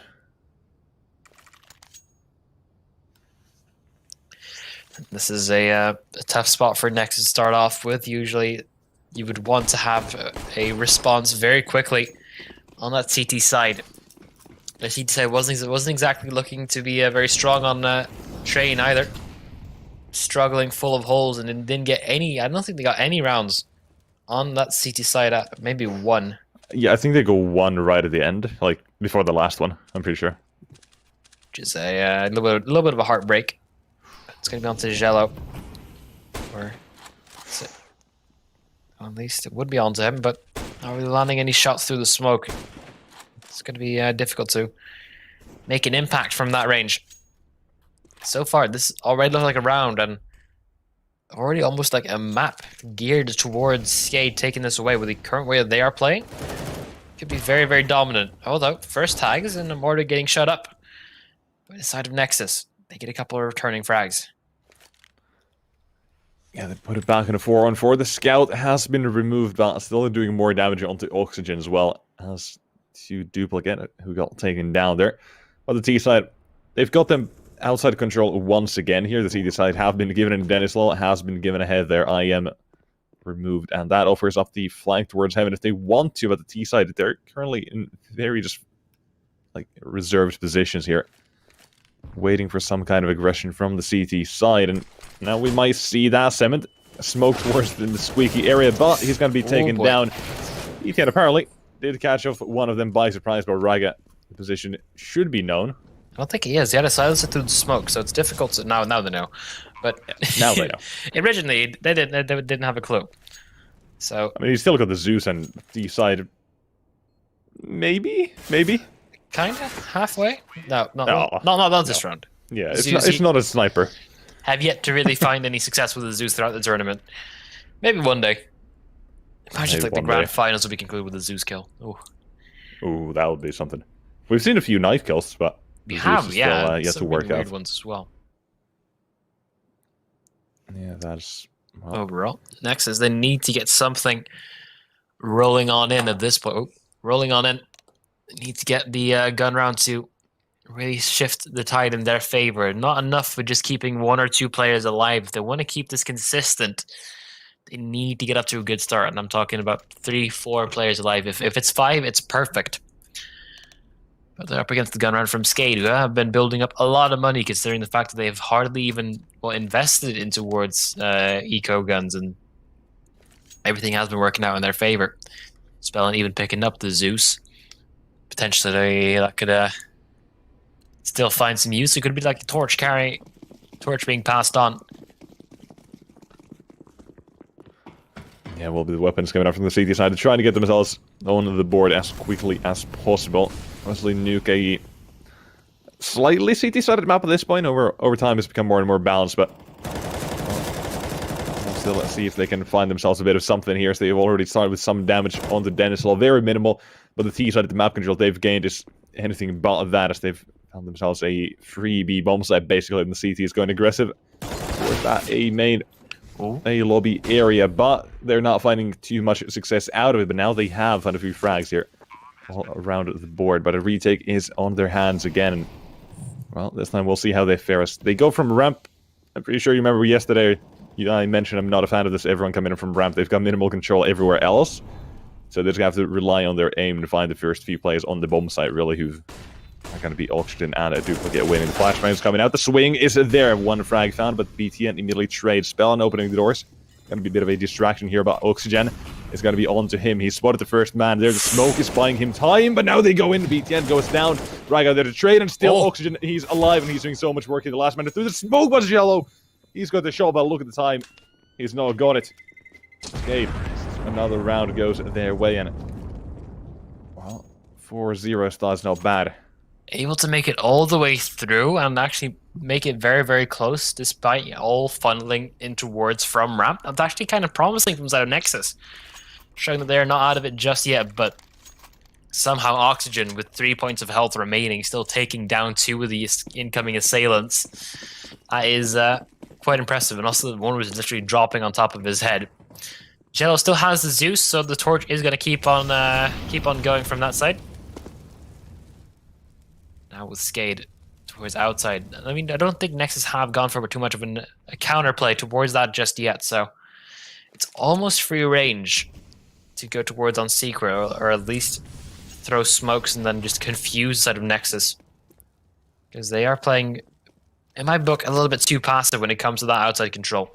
3 players towards on the A site, and well, nothing else other than that. Yeah, well, with T side, again, the outside control, the outside smokes they keep throwing have found them quite a bit of success as well. Has the T side, as you can tell here, 4-0 scoreline. Well, Shello is going to be the man to open things up here, finding the first frag in the round. But Denislaw, the outside control, is going to come in to effect right now. A BTN, he's dropped the bomb. That could be a bit of trouble there for that T side. Shello with another one, but it will be Denislaw finally activating. But, well, is it soon enough as Rainwaker now has a chance headed towards that A site? But the frags coming in conjunction with each other. Each other will be Shello and BTN to close out the round for the side of Nexus Gaming. Yeah, it's all on them. It was those two finally connecting the shots, connecting the dots, and 1 out of 5 rounds played are go in their favor. Do Skade switch things up from now on? Do they go aggressively towards a place like ramp or lobby? Nexus have been really putting a lot of pressure on their A defense, to putting up to 3 players there to some points. So finding incoming CT aggression from at least lobby, I don't think it's going to be too far-fetched to really start to imagine. But no op on this on any side just yet. Duplicate being stuck with just a deagle. It has been fairly quiet, or at least the beginning of this game. But on Train, he did actually eventually step up alongside with the rest of Rainwaker and Spellin. Yeah, the T side want to get themselves something in this round again. I want to limit the CT side to 1, and Denislaw, with a single smoke outside, he managed to cross and find a frag out of that. Again, it's going to be basically the same as the pistol. They've taken outside control, 1 man towards the lower bomb side, and well, everyone else wrapping around. Denislaw this time goes towards the vents, and Spellin picking off another CT here. The trades coming in this time. We'll see Denislaw is all on him here to find at least 1 frag. Iron pushing into Squeaky, but is he ready for the man jumping up from vents? The timing could be everything at this point. IM has bomb. Has been dropped. Yeah. He even has a molly and a flashbang. He's going so aggressive, just waiting here at the T side. They need to make noise if they want to get back towards that Cyber spell, and removes Raga immediately, not giving him a chance in that fight. Then apparently Dennis Law traded positions there. It's going to be summoned up from the vents. It's a lot of time left. Considering the fact that there is, well, positioning on the favor of Nexus. I don't think Denny is going to be expecting that anytime just soon. And potentially for a knife kill, we're going to be go for the spray instead. And now with everyone is crunching in towards on lobby, a good hold from Nexus. As they will get that one under lock and key. This starts to become a little bit more problematic for side of Skade, because now they know they can't just be relying on outside control constantly. They've been stopped twice, running out of utility, running out of weaponry. It's not really working out in their favor anymore. Shello, up in hand. We'll see if he can find more frags with this so far. He's been fairly good throughout the entire best of 3. That last map, obviously not something Nexus should be celebrating by any means, but starting this round off, BTN finding a few frags, finding a bit of action here. The T side again, they go for the outside control. I mean, isolated control with a very light meaning to it, is sending players there into basically die at that point. But they do manage to make some kind of a cross and a frag from a duplicate. Nice shot on the Deagle, and the final man, I think Shallow has spotted him earlier on, and Auction going out for the fight with his life, and well, will cost him his life in the end. As Nexus, they get themselves to round up 3, and immediately they're in the game at this point. Yeah, keeping a lot of players alive, keeping everything under control. They lost 1 man throughout the entirety of that, but the op is still in play. So, with the Nexus now climbing towards the driver's seat, Skate could potentially stop it and just basically reset them again, although it will be a force by coming in, I would imagine, if Nexus were to go down here. For Skate, however, if they don't get a bomb plant down, or if they do get a bomb plant down, it's still going to be an eco. Once again, outside smokes. Yeah, this time it seems like they're taking things a bit slower, though. Yeah, BTN isn't. He's going very aggressive. Oh, I love this. That molly, though, could buy the CT side at that timing with the smokes fading. The flashbang is there, but John the T side now have the idea BTN might be here. They're ready for him. But the frag still comes in, and well, so this frag grenade finding a bit of damage onto Auctions. But look at the T side, they're going for the outside control instead. The smokes were just a ruse here, as the plan A doesn't work. They've got a plan B in mind, and it will include them going into mid and splitting towards that A site. As IM has the frag here, has the chance. He's got that one. Drop the bomb information gain of that CT side. Looking for the next side of frag. Rainwaker is still doing damage, but will be shot down, and it's going to be a 2-on-2. He was 7. Look at the speed at which he's made it towards the A bomb site. He's coming out from heaven, finding the first frag. The bomb going down, and has the 1-on-2 here from Duplicate. And while the T side, they're not going to get themselves another one. It's going to be tied up instead. Aggressive stuff from Nexus, and it works out in their favor. BTN finally getting given the time to lurk around a little bit towards the outside. Does disrupt the plans, and also IM stepping up for a quick double. He's really been instrumental for the fact that, you know, Nexus had a competitive side in Mirage. Now looking to continue that as well with the rest of the boys, Jello and BTN. Also stepping up to the plate at this point. There's another pistol coming in for Skade. At least it's a bit of a well, it's enough to actually make something out of it, considering the amount of utility. Outside smokes this time a little bit less, but still enough to get across. The Molotov will stop them before anything really happens. Question is, what do Nexus want to do about this? Do they want to keep on going with the aggression, or at least the timing towards the secret tunnels, or do they want to go up against a retake? Yeah, seems like they are making their way towards the lower bomb sites of the CTs. Everyone who is there currently. I think Semin, I think he might be alone. And he's going to hear that utility coming in. The T-side, if they want to go through vents, I wouldn't mind it, but would be one hell of a Hail Mary play. But they've made a lot of noise towards Deacon, and they're going to backtrack now. Trying to hope the CT side play is looking the other way, but I like Semin in the position. as long as no one comes through the observation glass where the T-side currently are seeming to make their way, all he has to do is just look at the doors, wait for some kind of a sound cue, but, well, the glass will be broken, and T-side now make their way towards that B bomb site, looking for the frags. Duplicate here on the decon. A door will be able to get nothing, apparently. AK bolt to the head as the T-side find themselves with the frags here. The AWP coming in, but Shell immediately shot down. AK picked up and removed as Raga has come in to save that T-side, but Spellin on the AWP.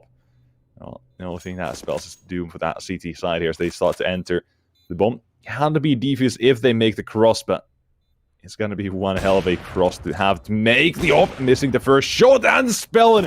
That second one will not be a miss. And now it's BTN in the 1-on-2, but the double door surely got to be held here as the first frag is still eluding them, but this bomb could now be stuck. He's going to stick it. BTN. Oh, he's not going to stick it. Trying to find the first player, and well, the final one will be Rainwaker and finding the frag.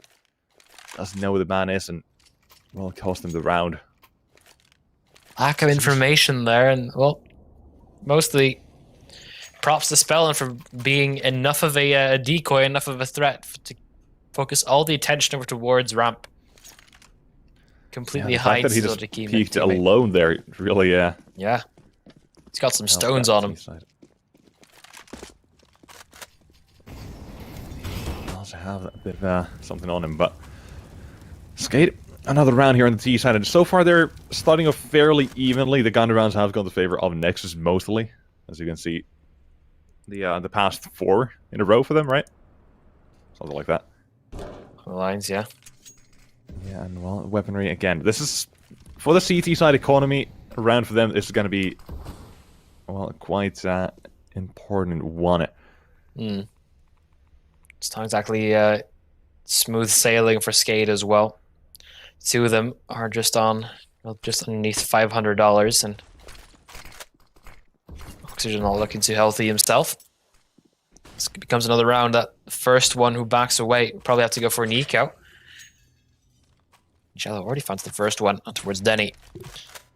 Nexus get this one, probably get towards on 6, but if Skade get this one, they probably propel themselves towards 7, and gotta say. Jello's found another one at this point. Things are looking to favor Nexus right now. Yeah, that they are. And but look at this T side and what they find themselves in. I mean, Rainmaker, he finds himself out of the server, and so does Duplicate. But Spell in the position from heaven is huge, finding 2, but not the third. It was looking like that was going to be one of those kinds of clubs where you just see him go 1-1-1-1-1-1 and just clutch out the round. Outtrade every single one of them, ducking back and forth. Basically, the CT side, no one was able to trade each other, and they were not even ready for Spell in heaven either. Well, I wasn't either. I didn't even know that it was there. He's managed to sneak his way there. Pulled a sneaky one of the C side or CT side there. But Nexus do withstand it, so their economy does survive a hit. And the reset there. And now we just want to see more coming out from there. I want to see the CT side win out the half here at least, because then we guarantee a close affair in the second half, most likely. Because, well, still the, like, Nuke is not really a first or second pick for either one of these teams, but somehow we ended up here because I think, Nexus banned Inferno, which was Skade's, like, pick until now. Top one.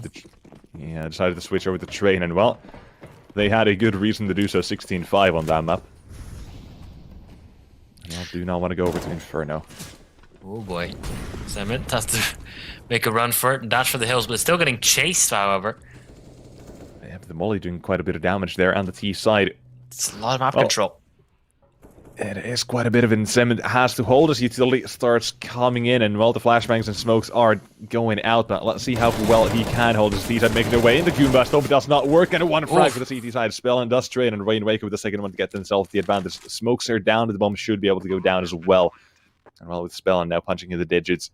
T side once again on the post plant on the B side. It's going to be another retake for the CTs here. So far, hasn't been really too successful towards that B side, but we'll see if this changes things as Dennis Law finds one more frag. And well, it's not looking too great. Rainwaker has been spotted, but able to survive, and the frag comes in. Zello now looking for the frags. Has hit another one, but he's not really got that great of a chance in this one. The smoke is down on the bomba. It's going to be a slight miss, and going for yet another swing will be Danislaw. Shot him down in 6 rounds for that T side.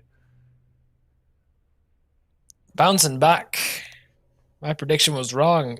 No eco round just yet. They're going for a full bite. Now the CT will take their first timeout. That's actually quite surprising. Because currently it's only been Skade who really has been discussing what they want to do and how they want to counteract things. Nexus is now on poor man's terms, not exactly looking too fresh. It's most likely for just a pistol buyer. And, well, not a lot of other investments. It's not exactly looking healthy for Skade either, but at least it looks doable.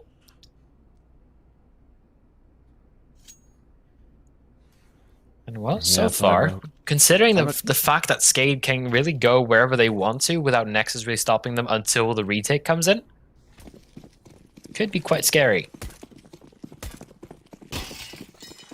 It could be. It was those first few gun rounds for the CT side, but Skade, they seem to have changed things up enough. Like, I mean, kind of, but not really. They're still doing what they have been doing so far. Yeah, halfway. Yeah, it's just enough of a change to see the rounds go back in their way, and well, this one should be no problem with 3 frags, and well, there's 4th, and well, Jello in an easy 1-on-5 here only has to hit 5 headshots, and well, maybe even 9 or 10, I don't know. Tying it down duplicate with the T side, know exactly where he is, and Danislaw finds out frag number 5 there, but the frags are very even at this point, looking at the T side at least. And well, everyone doing their job on the CT side. Well, they as well. However, they are trailing in terms of the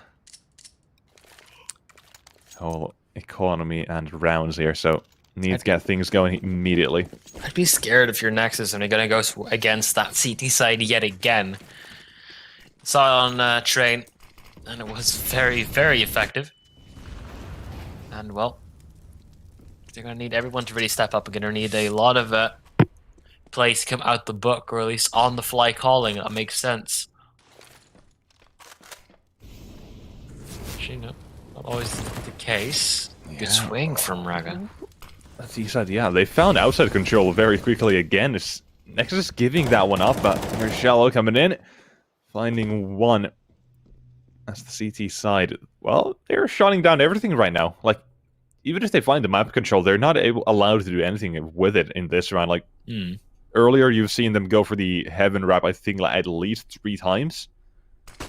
But, well, there was Shallow to find that frag. It could be another one, but it is the ult with that quickscope. ETN fully blinded there. Bit of teamwork coming in. Boy. Oxygen will catch off yet another one. Now the CT side is surely going to have to second guess their rotates towards that B side, but it is the M4 of Semin moving around the box there. Moving around the ramp to find themselves at the angle. And Oxygen in a 1-on-2 uses his utility, or what remains of it, towards that B side and making a rotation instead. Headed towards that A bomb side, and well, CT is currently no one holding it, so it will be a retake coming in from them. Gotta see if they can secure things here. But yeah, there's a man making rotations. Only Raga.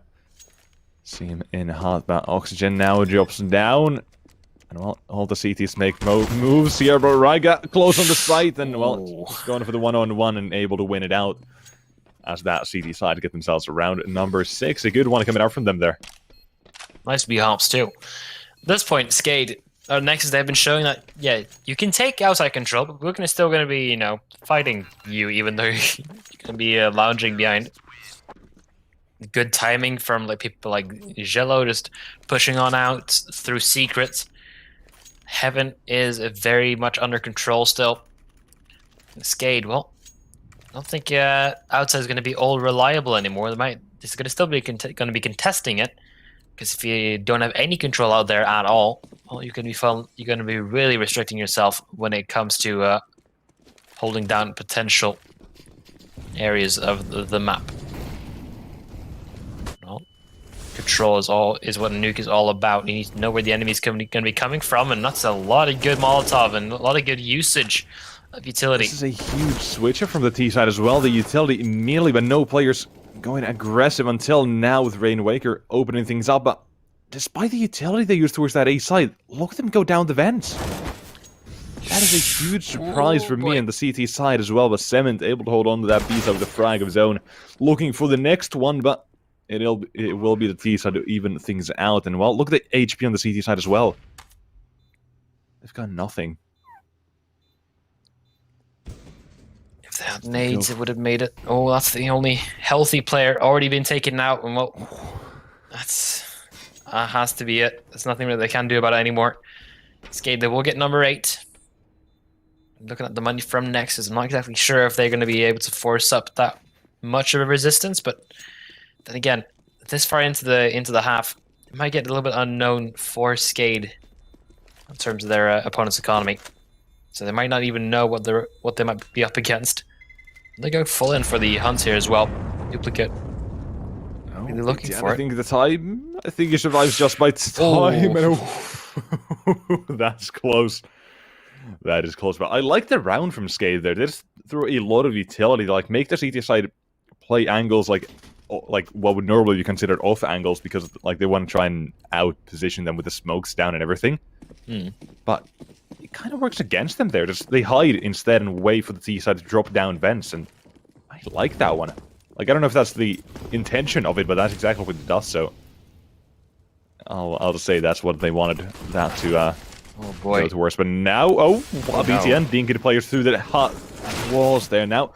Headed towards that A side, but it's completely shot down here. 3 frags in a row with the CT side, and no response just yet. The of Danislav fighting back, but not able to connect onto anyone in the CT side. It's so far flawless and all onto Duplicate with a 1-on-5 for round number 8 here, but it's got to be the knife coming out. Finally, we see one.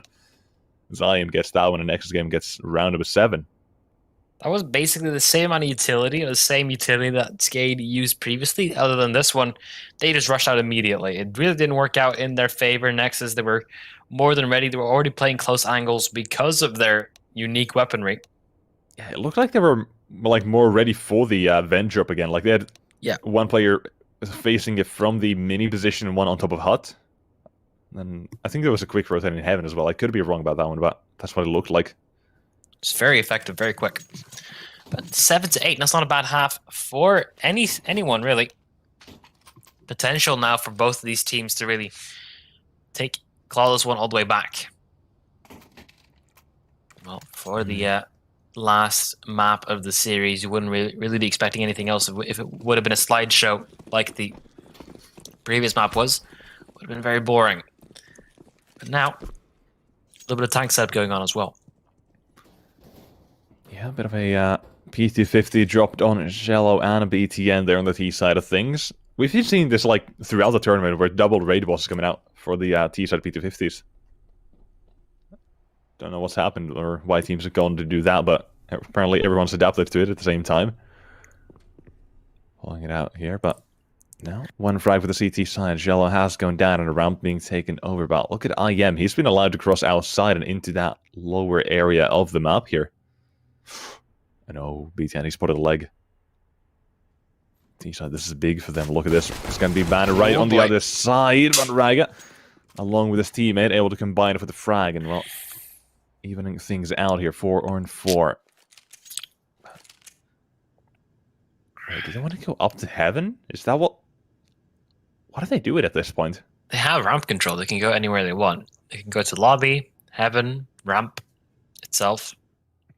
Well, Skade, they have to pay attention to every single one of those options, because the longer you don't have control or have any information of what happens on ramp, well, you have to be careful about the possibilities of all the other ones mentioned previously. But B is going to be the focus point. Oxygen, good off angle. Very, very good off angle. Able to take down one. A lot of damage to more than 7 as well. Yeah, T-side to get the moment down there. Barely on time, but IM has come in to try and help that T-side of the CTs rotates. Coming together here. The flashbang was lined up by Semid, but will not be tossed. Instead, the T side trying to run away by time here and set up those crossfire, set up a quarantine zone. Duplicate has to shoot that window there and out towards that side. He goes looking for the long range fight. IM, how is he still alive? Spellin as well. Look at him. He's made his way out. 1 and 2. Now looking for the final man. He's low. A single bullet onto IM, and he's down with the USB reloading. IM goes down, and Nexus Gaming will fall there, but that's a 1-on-3 from Spellin. second shot as well. Very crisp, and with a few seconds to spare, get themselves that 9th round.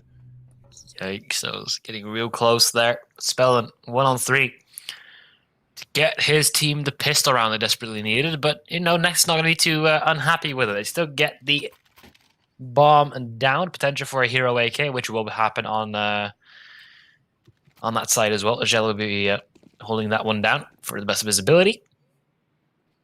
Well, if he can get a good opening or towards on long as well, it could really change the pacing of the game already. It's 2 M4s inside of Skade. Looking there, they're not exactly going for a lot of anti-eco. They have 2 SMGs, but compared to other things we have seen, it's pretty focused towards the future as well.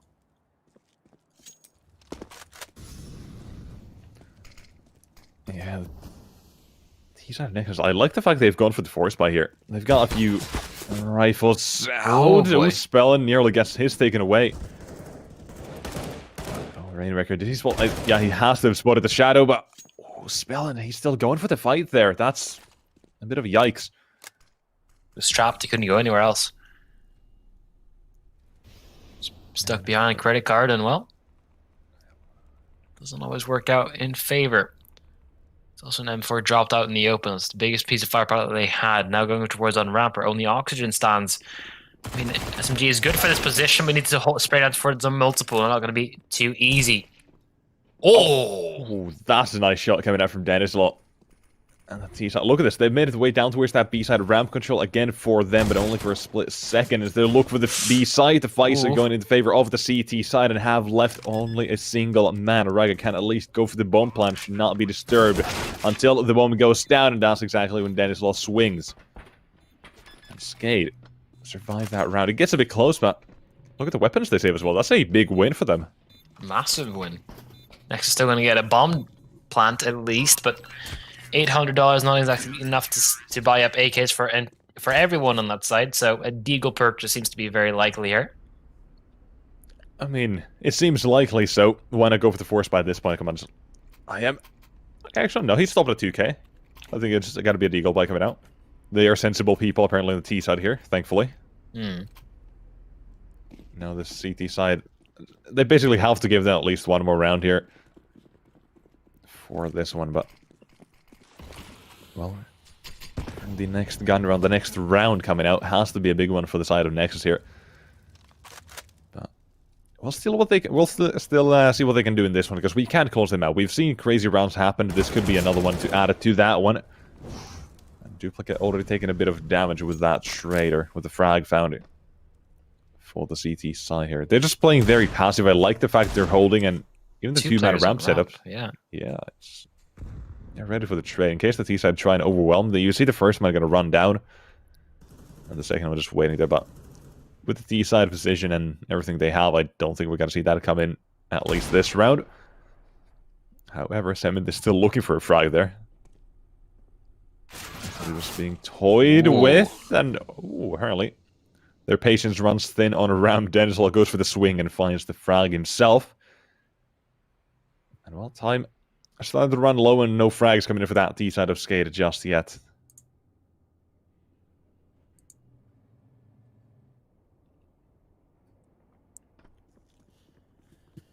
Now with oxygen holding down ramp still, and next is going to be trying to pressure towards on it. Not going to be going in their favor just yet. There's 2 players already here and waiting, not falling back like they usually are.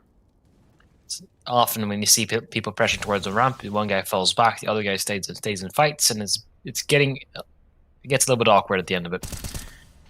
The good angle though from Rainwaker, and the second one as well, leaving only Jello. That's a flawless one from Skade.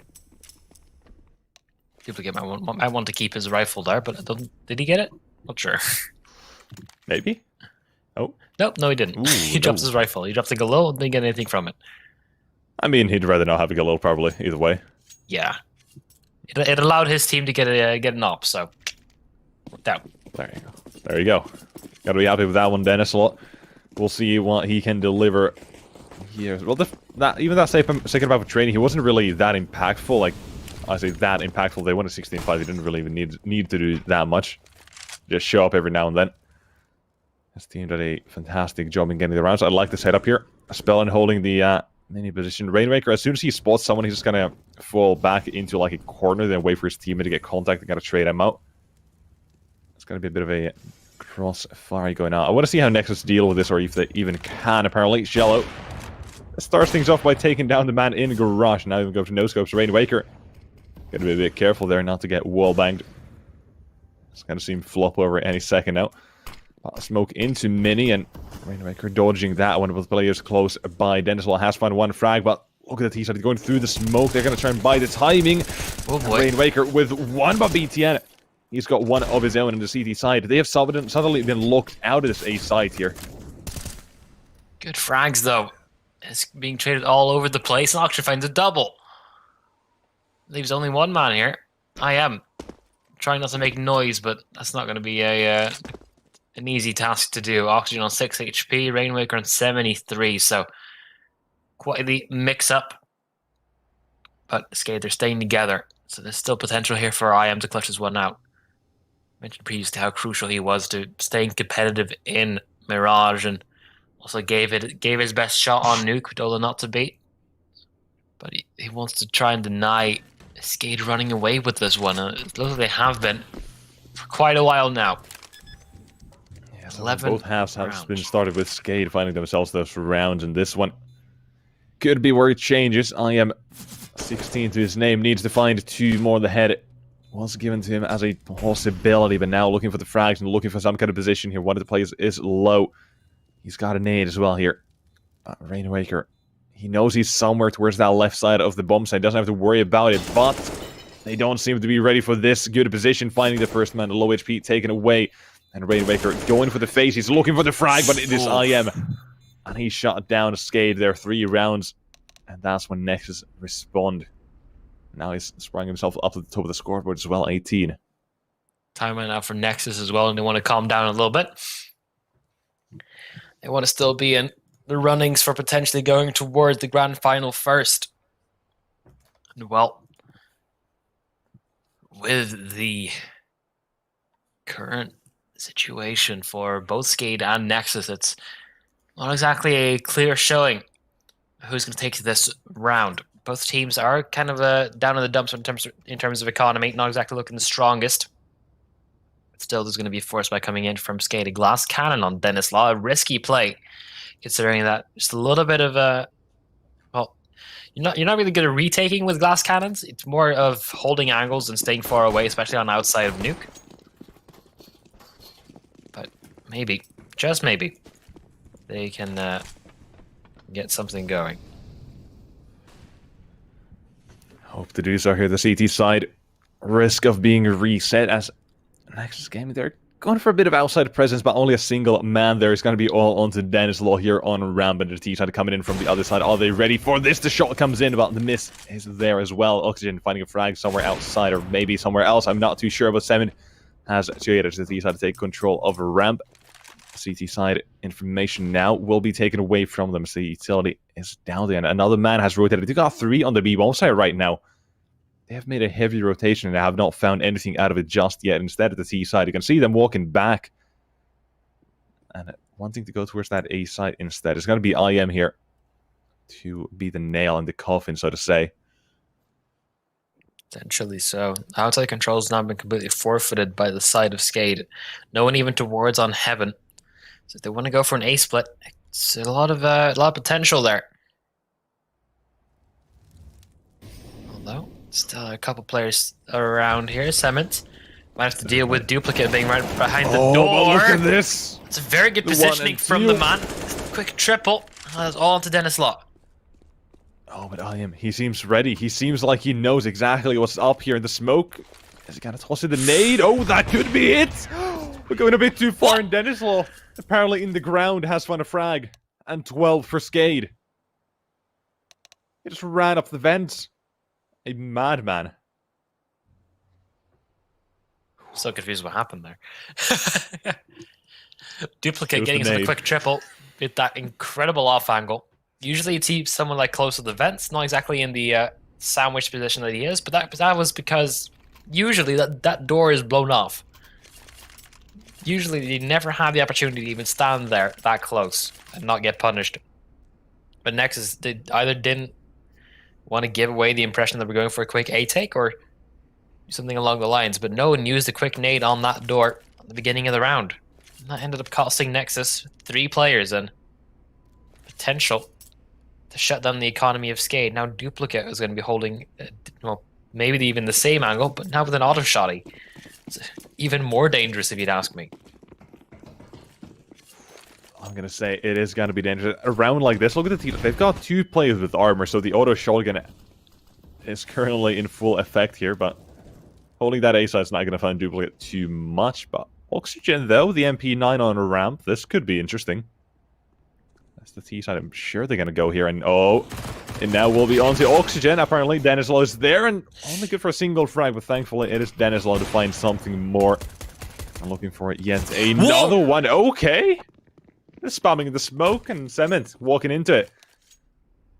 As that's another quick round of that CT side, and Skade getting dangerously close to winning this map, and with that, they would have pulled off that reverse sweep. Yeah, sweep is really what they call it, because they just took train with all force. Now that CT side is yet again in full effect, and told Nexus to be scared of it, and no, well, seems like they're starting to become a little bit wary. 5 rounds ahead, 3 rounds until closing. With Denislaw hitting shots like that, both in and out of smokes. It could get really dangerous, although Spell needs to be a little bit more wary of what's happening outside. He's basically the only pair of eyes they have towards the outside position. Denislaw is making his way through secret with the AWP in hand. So, could really be a game changer here. Denislaw opening up the first on to IM. A big man of the T side has been taken down. Was holding very far back the head. Only spotted him well. Taking down Spell, and though now looking for the frag. Oh boy. The smoke BTN close by. I'm sure he heard the tag. Just kept spamming and finding a frag on the CT side. Skade. This is looking very good for them, but Cement instead of trying to pull it back for that T side of Nexus, and well, getting even closer. It is the auto shotty finally.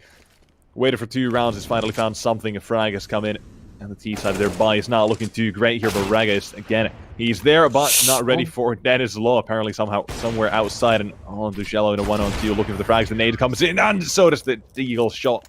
Skade get 14, and they're 2 rounds away from winning this.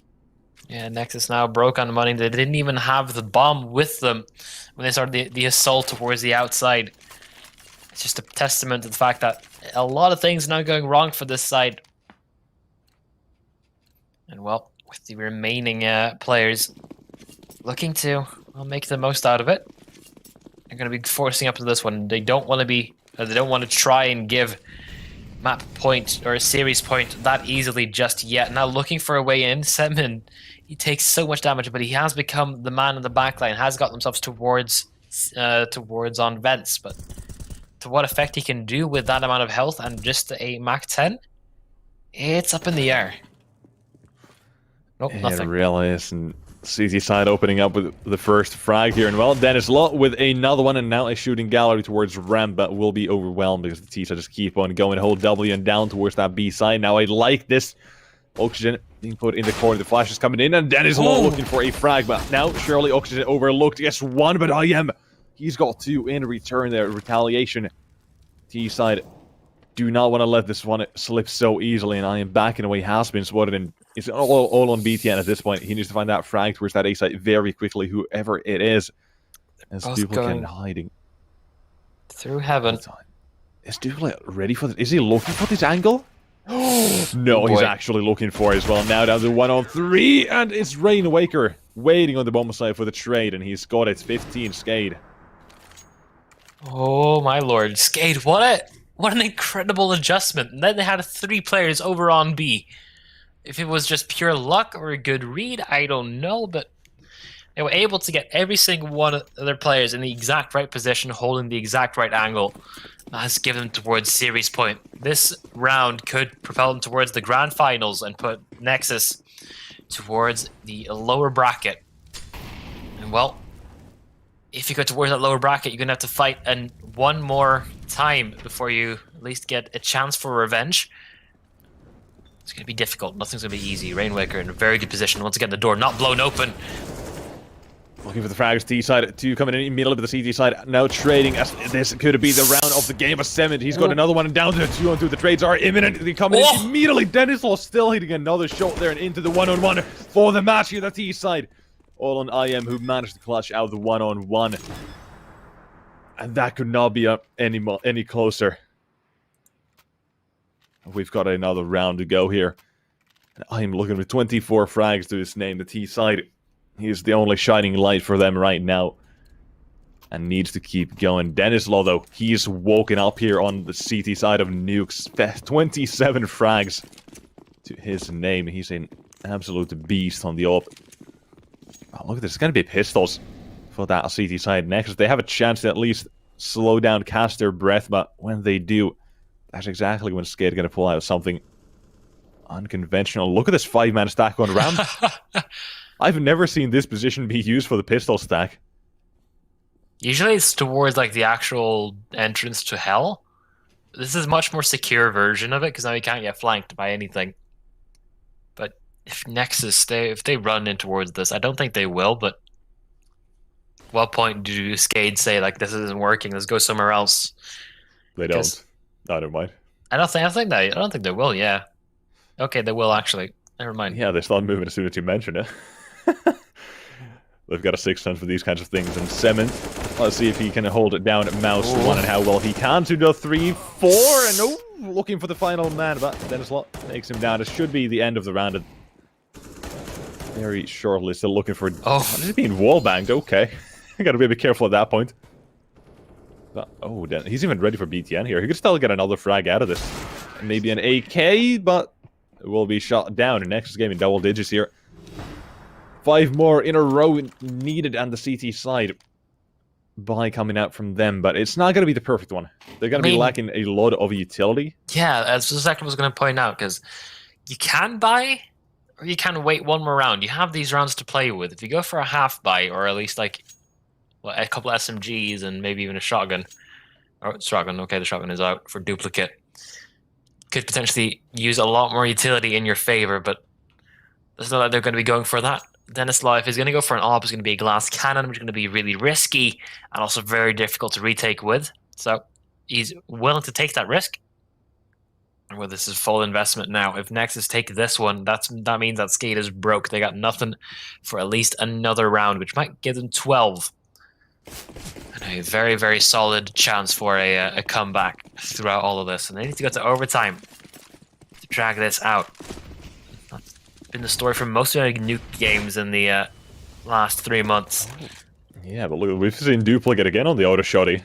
A bit of a economical weapon there for him. Seems like it, but the T side, they're still in T spawn this way. I think they're going to be looking for the outside smokes. I think they're just now throwing them. So this could be it here. Again, every chance, or every round's a chance for Skate to close things out here and head to the grand finals and just wait for their opponent for tomorrow. But right now, this round, the outside smoke's coming in about the T side. They're just wrapping into Mini instead. This could be it here. Rainwaker is going to hold this. The multiple utility coming in. Now he has to turn around in time, but IM one frag. But look at this, the triple. It's not a triple, it's double here for that CT side, and it could be it. Double needed here from Semen as he enters that A side, but Denislaw 29. Adding another one to it, and BTN 1-on-2. Everything riding on his shoulders in 7 HP, 50 seconds. He's got no chance. He should absolutely lose this any time of day, but we'll see if this is a beast that wakes up from its slumber here. Planting the bomb at the B-bomb site. CT's rotations will be made, and now comes down to the timing. Has to hit the shots immediately, but Denislaw invents with the... Oh, but it's gonna be him with the USB to find the shot. And Skade 16, they close things out here. They will be our first grand finalist here in the OGA Counterpit Season 8. Well, that is the end of that. We're not going to be saying goodbye to Nexus just yet, but so far it has been very, very decisive from the side of Skade. So we'll be seeing them in towards the grand final tomorrow when the lower bracket finals have concluded. But we're going to be looking at the next match in maybe just a little bit, maybe after a little while. It's scheduled for 5 p.m, so it's currently about an hour until that really happens. But nonetheless, we will see you then when everything will start to kick off. We are going to take a quick break, and hopefully, by the time we are back, we're looking at Team Secret versus HellRaisers. Will there be revenge, or will there be another 2-0 sweep? We'll see you then.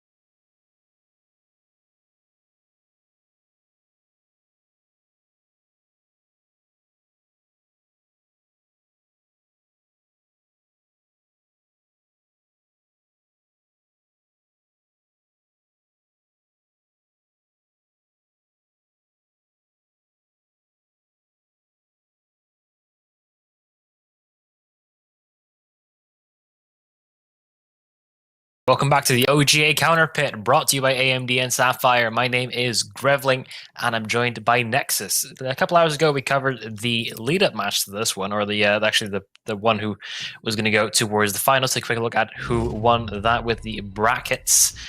As we see, Nexus Gaming had a good start, but they ended up not closing it out over on Nuke. So Skade will be the first finalist, and now we're on the journey to figure out who will be joining them. Yeah, that's going to be determined in a bit, but we'll be covering Team Secret versus HellRaisers, a grudge matchup coming into this one. HellRaisers already did lose against Team Secret earlier on. You can see in the bracket right on the left, 2-0 for Team Secret. A bit different maps we're going to be seeing. We're going to be seeing Dust 2 instead of, I think, what was it in the first time? Don't remember. I don't know why I'm blanking as well. Probably Inferno. That was the last. Yeah, probably Inferno. No longer Inferno, so we're not going to be watching that. We're going to be getting a overview of Mirage, Dust 2, and potentially also Nuke, if it does come to that. But overall, with the current standings, this could go either way. Secret, they're playing with a stand-in. Anarchaz not really still like recovering or still taking a break for the for upcoming matches. So he's taking his time off, taking time to get ready and all that stuff. Well, HellRaisers, I do believe they have the full lineup. It does look like they're all on the server. Last time, those roles were switched. HellRaisers were the ones with the stand-in, and it was also their coach, Saga, which is going to be had to be a little bit of a detriment to the team as well. So this time around, it's going to be different. It's going to be very, very excited to see what they can bring, and we're going to jump right on into it right now with the game already on its way. Yeah, also, like last time on Mirage, they did manage to force it onto overtime with a coach, so it could still be a close match here on Mirage, despite it being Team Secret's pick, and you could guess you could say the advantage going for them here. Don't know. As we get into the pistol round, SMF in CT spawn going to be looking to tap away to the CT side. We'll make those rotations. Just the second that we've seen a 5-on-5 retake here on this map, they don't even know. Look, they've got 2 players on the B site. They're not making rotations until the bomb goes down, which is now. Yugi in CT, and he's going to have a lot of trouble coming at him. The T side will be making their way closer and closer around the edge. He has to be very careful not to miss any of these shots, but now he's got the worst spawn, but alive. He's got 2 quick ones here, and his Glock still alive for a second or so, but there comes Percy to the rescue, and a 3-on-3 turning into a 3-on-2 very quickly with Snopsy coming into that rescue. One player on catwalk with that T side, but the bomb all being defused here, and it's got to be able to JR to find the shots. A quick tap of the bomb being defused by Radifaction, spamming into the smoke. But not finding the player in time. The bomb will be defused with Team Secret getting themselves the 1-0 start here. Not bad at all. Both sides keeping 1 player alive, not something you see every single day. Overall, it does look like HellRaisers were a little better prepared, or at least quite feisty when it came to that CT control. As usual in the pistol round where you see a 5-on-5 retake or at least a 5-on-4. The CTs just push in through CT instead of just going for full aggression. Try to give Ninja defuse in, which is exactly what happened. So, with this, HellRaisers still have money in the bank, and they've got themselves 2 AKs. Not a lot of utility to go with it. So the Mach 10 on Kalinka for potential entry fragging or potential aggression. And well, last time Secret played Mirage, they were heavily reliant on Percy and also Anarchaz. Anarchaz is no longer here. So there might be a lot of things that have changed since the last time these teams faced. There could be many, many things that could go differently. Mid control, seen it quite commonly over towards Mirage maps lately. Percy won't be able to make much of an impact this time around, however. This has left the B player completely isolated on his own. Doesn't even have too much cover or information. So, the CTs, look at the defense they have. They got 3 players here as the T side. The smokes start to go out. Apparently, Lime finds the first frag, and T side need to get themselves towards that bomb side, and the entries, they just keep on coming. They don't stop, and it's going to be the round for that T side of HellRaisers with a flawless victory. That is, wow, a surprise. I'm more shocked that they don't even get any players there. Or any casualties on the T side. On the round. That's amazing. Mm-hmm. Yeah, not the best start for side of Secret. Well, now down on Deagles, a little bit of utility on some of them, but overall, it's going to be up towards the individual performances. If they can connect a couple of shots, the round is still in jeopardy, but if not, it's going to be real difficult. They are putting up 3 people close towards on middle, which would be the right call to make considering the playstyle of HellRaisers so far. So they're trying to go for some mid-aggression, especially with the flash rank from SMF. Percy will have to wait for it a little bit. If they take a little bit of a long approach, they might get a couple of kills in their favor, but so far, nothing found just yet. They've all huddled up around this mid-take. Yeah, it's going to be HellRaisers with a bit of mid-control, like you mentioned, huddling up there. There's going to be a frag and a return. Yugi able to get 1 before being taken down. As the B-bombs have basically opened up with that one, but SMF on the rotate and a 3-on-2 now with another frag going in. The flashbang from SMF is kind of nearly costing him his life and will in the end. As the T-side do stabilize at the end. Get themselves another one in. Well, 2 in a row. It's only going to be good for the side of HellRaisers here. Yeah, so they can hopefully try and stabilize the economy as well. It's not going to be too pretty from the side of Secret. They don't have too much to go on, and it's basically the meta at this point where you have to force up on that second round or else you're left with nothing. Gave all that way for a chance, and that chance has not gone in their favor. The problem here, he wasn't here. He wasn't on the squad last time. The coach standing in for him. Oh, the nade a bit too long, and the T side being taking down everyone here. Apparently, this problem basically all by himself until the end. And well, a few frags do come in, so there's still damage done, but the T side get away with more than they end up having to reinvest into it. Well, what I'd like to see here now is going to be the CT side with their weapons out. No AWP on Yugi yet. We'll see if that affects things any way, but HellRaisers, what do they do? Because JR has got a good spawn here in towards mid, and I think he's got Yugi in a window to fight him, but again, it's going to be mid-control. That's going to be the play here. Ooh. Wow. Aggression from JR. A lot of aggression from JR. He's already up towards in jungle. Yugi has no idea. Not often the op that's going to be flanking, and well, Percy's just found them out. So he hasn't. Oh, Yugi, he's there as well. You're just trying to hold position. Yeah, look at the T side. They're already on the A side. Irish, thankfully, finds a radical faction had at the moment in his control, but not for long. And HellRaisers, they look to go for a clean sweep here again in another round. Definitely possible. Faction is really one of those players who constantly goes for the flank or the lurk, while the rest of his team's trying to go for a retake. He's trying to make those openings for the rest of them, but limited effect. That's going to be JR. Oh, he's alive? I think the nades went around the corner. Like, they were expecting him to jump away, but he just stayed in the corner instead hid. And, well, apparently that does... I mean, he survives. And HellRaisers, that's a flawless round again. Look at how much money they've got already 4 rounds in. Or 5 rounds in, I guess. That's a full buy, and no one's below 5k. And Flyers, he's like 5.5, and everyone else above that 7k mark as well. Or another Deagle round for Side of Secret, too. Relying on star power, so far nothing found just yet, especially in these rounds. SMF struggling a little bit with the Deagle, and... Oh, thankfully. Synopsy will be here. Yeah, he's there to help. He's been a constant frag of that Secret side, it feels like, in all the matches they have played. Has been there to shoot heads. He's shown up, done his job.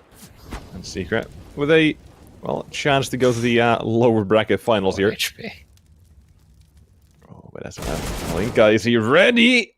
Oh, apparently able to adjust in time. It's now more frags keep coming in. The side taking a casualty or 2, perhaps, with Radiflection left alone here. A few players are tags down. There's going to be a third one, but no more frags, only 1. And this is a very dominating start from HellRaisers. Yeah, they have kept 5 players alive for basically all these rounds. I think they lost 1 guy last round. Yeah. The round previous to that. And other than that, everyone has been alive constantly. This is a threatening pose for the side of HellRaisers. potentially also the dream start that you could have had. You've broken the economy early on. Broken it twice, actually. And now just moving on with the tempo. SMF just missed the timing onto line. And 4-3, won't betray him just yet. That is the first frag coming in immediately on the T side. The pacing they're keeping up in this round has to be something that they cannot fail on. They need to just hold W. They cannot stop, otherwise they're going to be trapped on the A side with the smokes now down. Look at how much time they're taking. They're careful of SMF. The only thing he's doing is buying time here. The flashes keep coming from both teams and looking for the frags here. The smokes, they're hiding in them, and Kalinka has found a frag. In the meantime, but there's first, he finding one as he swings out into the open, about traded. As Problem removes him from the round. The T side. They've got a lot of map control towards that A side, looking for more Ratifaction, spotting a player in mid. That nade is going to go way too far to connect onto anyone. But Synopsy, again, he's on the case. He's found the bomb, and the T side in a 2-on-3 with a minute left on the clock. Needed to pull some heroics, but Ratifaction gets himself on the scoreboard with a nice little headshot on the JR and leaving it all into a single man. Yeah, well, all that has happened. SMF has cleared out basically in the entirety of T-spawn. He's been walking out towards on top mid now, clearing that also into possibilities. So Synopsy can breathe a little easier, but he might still get caught out if things don't really favor him. I don't think that Kalinka will be expecting that angle. I think he just spotted the gun barrel. Ooh, lineup was there, not exactly enough though. But Synopsy, like I said, he has been a massive asset to this side of Secret the entire tournament so far. A constant fragger, constant threat to the side of HellRaisers. They just can't breathe easy when he's still alive, and if he has anything at all, he'll try to make something out of it. But for now, the way the HellRaisers are playing is not really impacted by the fact of a singular loss. No op being recovered from the side of Secret either. So Yugi will just have to hold it towards the M4 instead. Makes mid control a little bit easier for the HellRaiser boys. Yeah, this T side, they're very keen on that mid control. It gives the T side a lot of opportunities to work with here, and you can see Problem is just got to be left here alone working towards that B ups, waiting for anything. And if needed, he'll either rotate or just commit to that B side push, but he's waiting on his teammates to make some kind of move. Kalinka nearly catching out Percy there a bit. The molly comes through the smoke as well. But now it's going to come down to that time, yes. Apparently, Problem in a bit of trouble here towards B-Apps with Ratifaction on his case, but action keeps unfolding every time after time. There's no rest no rest for the wicked here. The flashbang currently perfect, but SMF with the trade. Headshot comes in, AK able to get another frag there on the board. Needing more of the T side. Now, they find themselves in a good advantage here. They've taken down the man towards that B side, and it's going to be on Yugi and SMF to go for the rotates here. Good catch. First one already found. Looking for a little bit more now. Utility is non-existent, but timing is definitely in favor of HellRaisers. Now, SMF also going to be joining in towards the retake of this. There's a kit on Yugi. There's potential for taking at least one more round away from HellRaisers. That will do. It's yet to be decided. It's a good peeking from Problem and Flarich. And they'll get themselves a team ace.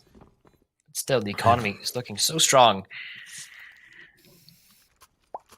Everyone putting up numbers there for the T side, and well, it goes to show they've had themselves a good start again, only limiting Secret to a single round. This is a complete turnaround of the time HellRaisers played with their coach during the first day, second day, first day.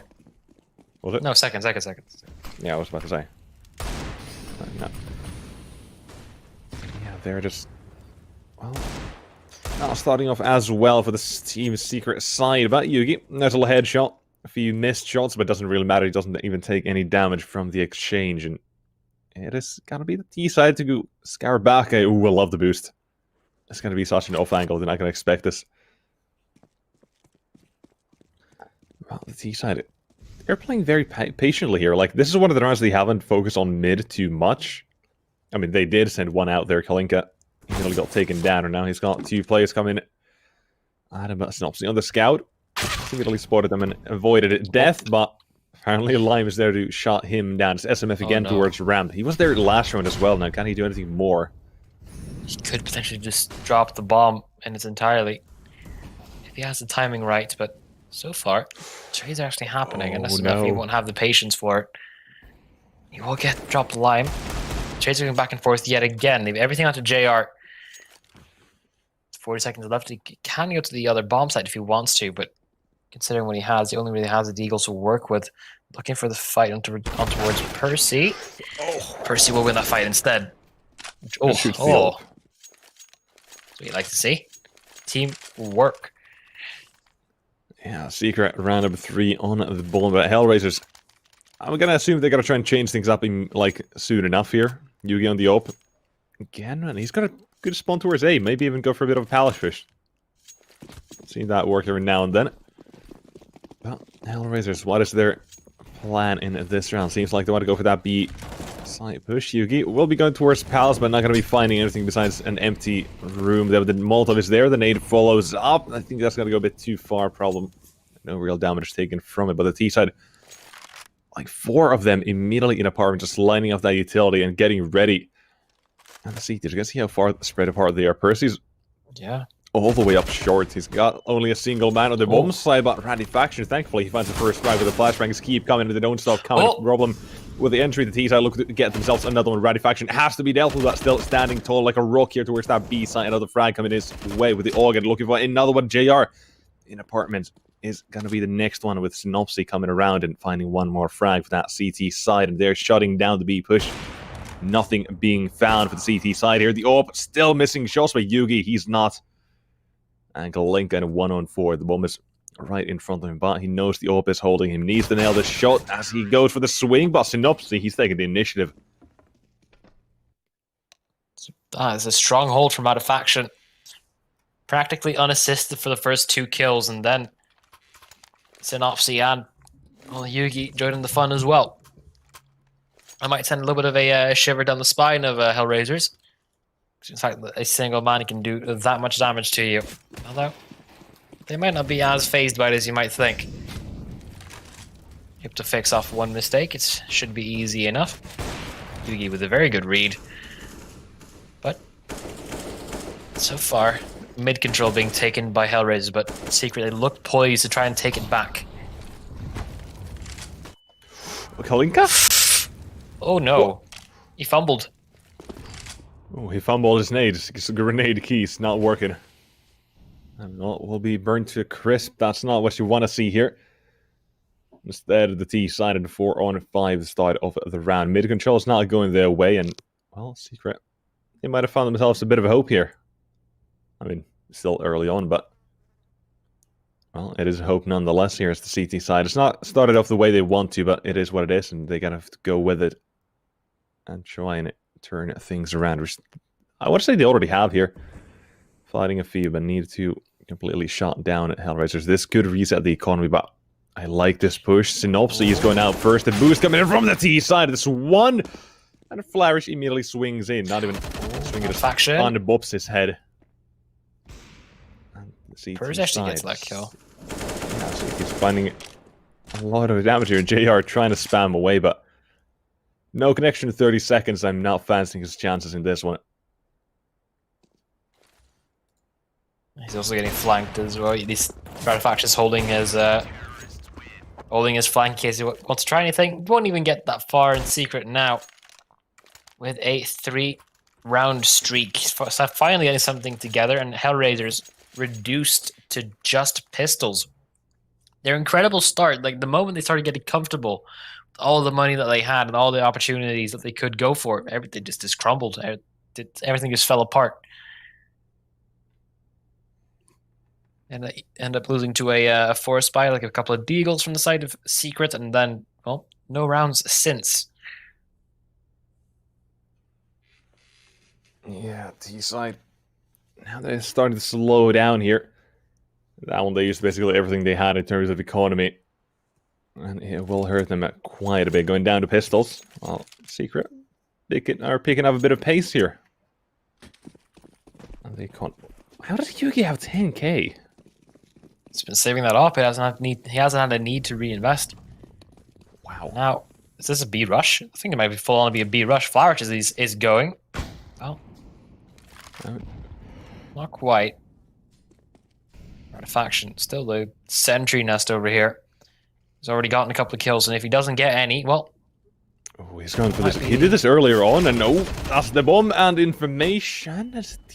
Percy, I like that Molly immediately as they spot something. There's going to be utility coming in, but the defense now needs to hold as one frag comes in for that CT side, but needing more Synopsy. Again, he's rotating in, so it's everyone on the CT side. Leave it all into a single man. Trying to pick up that weapon, but Yuki right now seems to be fairly on point. Hitting his shots when needed, and the CT side tie things up here. That's a good round. So to highlight Faction, they're going for the same type of play, making HellRaisers very aware of his type of playstyle, which is very aggressive, wanting to go for the fight. But also, when HellRaisers haven't gone for like B aggression or B control at all, you'll often see Faction pushing for like an apps control, something along the line. Won't happen now because he's over towards on A alongside Percy. We've gone for a complete switch up on that CT side, and I actually quite like it, having the op towards apartments like that. Yeah, a bit of a fresh style to them here. Trying to defend that A and B site, sending manpower towards, because mid again is going to be a key factor for that HellRaisers side. And the problem has been, like so many times he's been just left alone here, left to worry about his own problems, and currently the problem is named Yugi. And well, not really missing too much, but HellRaisers, if we look at them in mid, it seems like they're going for a bit of a split towards that B side. Yugi now seems to be aware of the possibility, has spotted the player, AK shown, looking for the next frag tags coming in both ways. The boost is spotted, so that now they know there's at least 2 plays on short as well, but where? And are they going to commit to it? Seems like HellRaisers is going to be trying to go towards the A-bomb site, but that's where Secret kind of have their the bulk of their defense, especially with the man advantage. They can play a lot more of a relaxed style. This is an unusual setup as well. Usually you only see SMF in that position where currently 2 players are residing. Only Faction won't be making it alive. Now, do they still know that Percy is there? It's going to be the defense here. No. SMF apparently topping heads through smokes, finding Lime, and all CT defense. It should be round over. Look at the time. There's no chance with the side. Flash finds one, but runs away. This tail tucked between his legs. And all Secret. Round number 7, taking the lead here. They've very quickly turned things around here. And that is something I was not expecting. Like, at the very start of the match, we saw the domination 6-2 there. But 5 runs in a row for Secret is a good way to come back into this. And well, their T side is pretty good.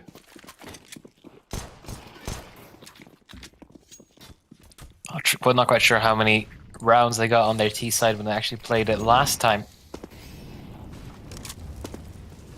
Did you have a higher percentage on that side? I'll agree with you on that. And well, that's not going well. HellRaisers is picking up the tempo with just a couple of minuscule invested weaponry. Faction now trying to make a run for it with the op in hand. This walk at A, and that didn't catch me off guard. I was not ready for it, and I've got the mini-map here, and I can see everything happening. If they still make their way out in, like, what, 5 seconds in? Yeah. They do not stop, and that is a way to catch Secret off guard as well as us. Here on the caster's desk.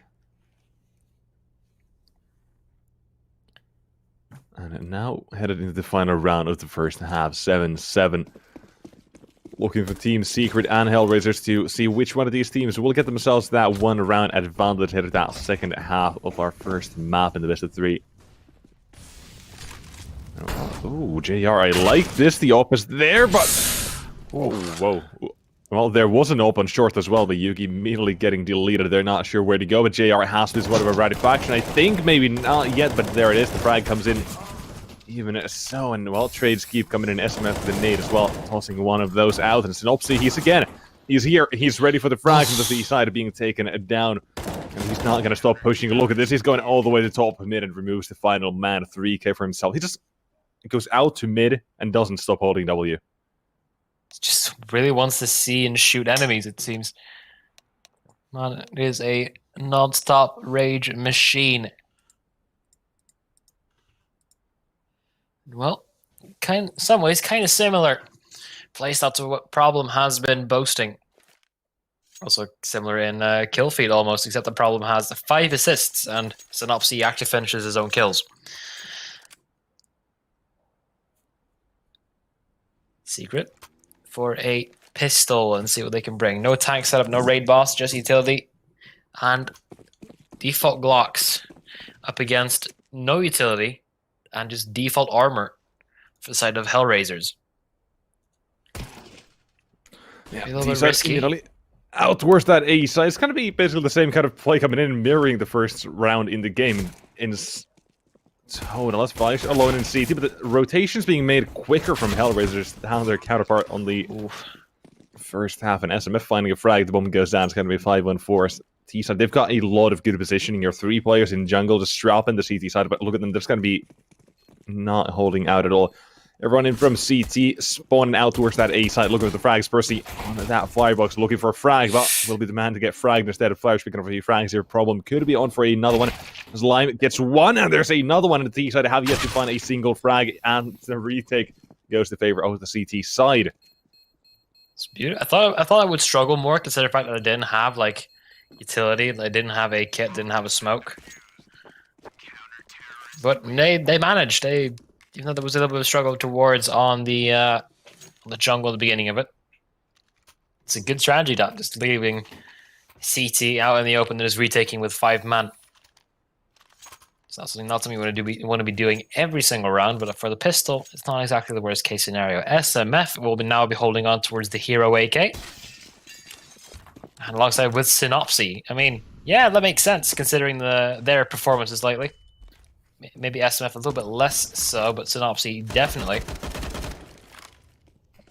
First now put it in the hands of Percy, but maybe money was the researching factor over there. Relying on 2 people to get the opening frags, and they have all the utility as well. It's a lot of responsibility in the hands of just those 2.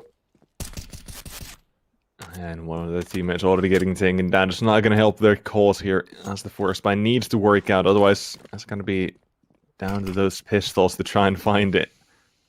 Literally anything here. The bomb plant would be preferred at this point. However, we'll see if that works out with SMF getting tagged down to one of the AKs now.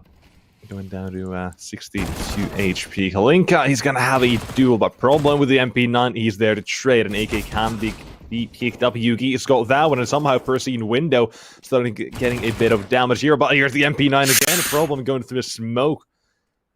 And he is not scared of the CT side at all. And well, Flyers nearly getting tagged by a teammate there. But JR with a frag and SMF onto a 1-on-3. Has been tagged down earlier. And cannot fail a single shot here. But what is this position from Flyers? Look at him on top of the default box. It's just he's just making jumps and expecting SMF. You never expect it. SF was none the wiser. Yeah. Expecting how Flyers is going to play is going to be really difficult. Such a young and aggressive player. Now with the game moving on a little bit further. Looks like Secret are looking for a way back into this. It is only the first 3 rounds of the second half, but they're already on a losing streak. Good read by Synopsy, not going aggressively just yet before the nade finds its target. Needs to kind of be pushing through, because of course he is. Oh. He's the only one with armor, so he's going to be having a little bit of a responsibility on him, but this is a little bit of a split personality thing going on with Secret at the moment. They want to go towards A, mid, and B. Looks like mid's going to be the first target. Okay, Yugi.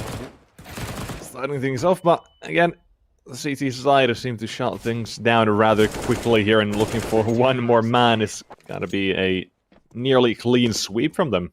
Well, they're starting off this half same or nearly the same way they did the first half with a few clean rounds here to build up their economy. So I want to see if Team Seeker can again dwindle them down and get themselves closer to well, taking their map, because right now it is a very interesting game. Like at this point, it could go either way. Yeah. You've already seen the fact that you know, stand-in situation being reversed with the secret one standing a little bit further back, but it is definitely a refreshing sight to see HellRaisers with a full man roster and doing well. Kind of questionable because, you know, they had Mir playing with them previously, which of course is just a recipe of success, but seeing them perform well on their own with their original 5, with their intended 5, if not original. So really, really good sign throughout all of this. Now looking to go towards the A-bomb site with Artifaction still on that lurk. He loves B and he loves lurking. Wants to try and catch off a couple of rotations, making the assault and retake a little bit more difficult. Not going to be happening this time, though. Wow. Probably he's ready for him that close as well. That's a bit surprising, but look at this. It's going to be the A push coming in as Team Secret are about to embark on a new journey towards that A site. And apparently leaves that A site as quickly as they enter through a smoke and into JR, and he's waiting arms of an OGA. Now scope, not even using it, doesn't need help. He's got that lock and key until Yugi comes in and starts going a bit crazy here, finding a few frags, looking for yet another one. He's made the jumper style points have been added, but not the frag, and we're dispersed to trade again. The CT side, they had rotations towards that A site already, and Flyers still waiting. And that gets a bit close for comfort there with the CT side to do close things out again. No bomb plant yet. They've only had a bomb plant on the pest around, I believe. So money is really not stacking up for the Secret side just the way that they want. Looking for a little bit more of a... I don't think they're finding the opening duels at all, to be honest. I think that they're kind of falling behind a little bit. They're getting kind of swarmed on in by the other players of HellRaisers. Oh, but look at this. The B-side push coming out from a few players and... Well, no more. I was thinking they were going to look for go for a few more players, but apparently one of them did split into underpass. And so they're going to look for the CT players out, see if they can do some damage as they spread around the maps. And obviously, again, he's doing so much damage, and that's another shot, a massive one from the Deagle, looking for another one, but it is JR.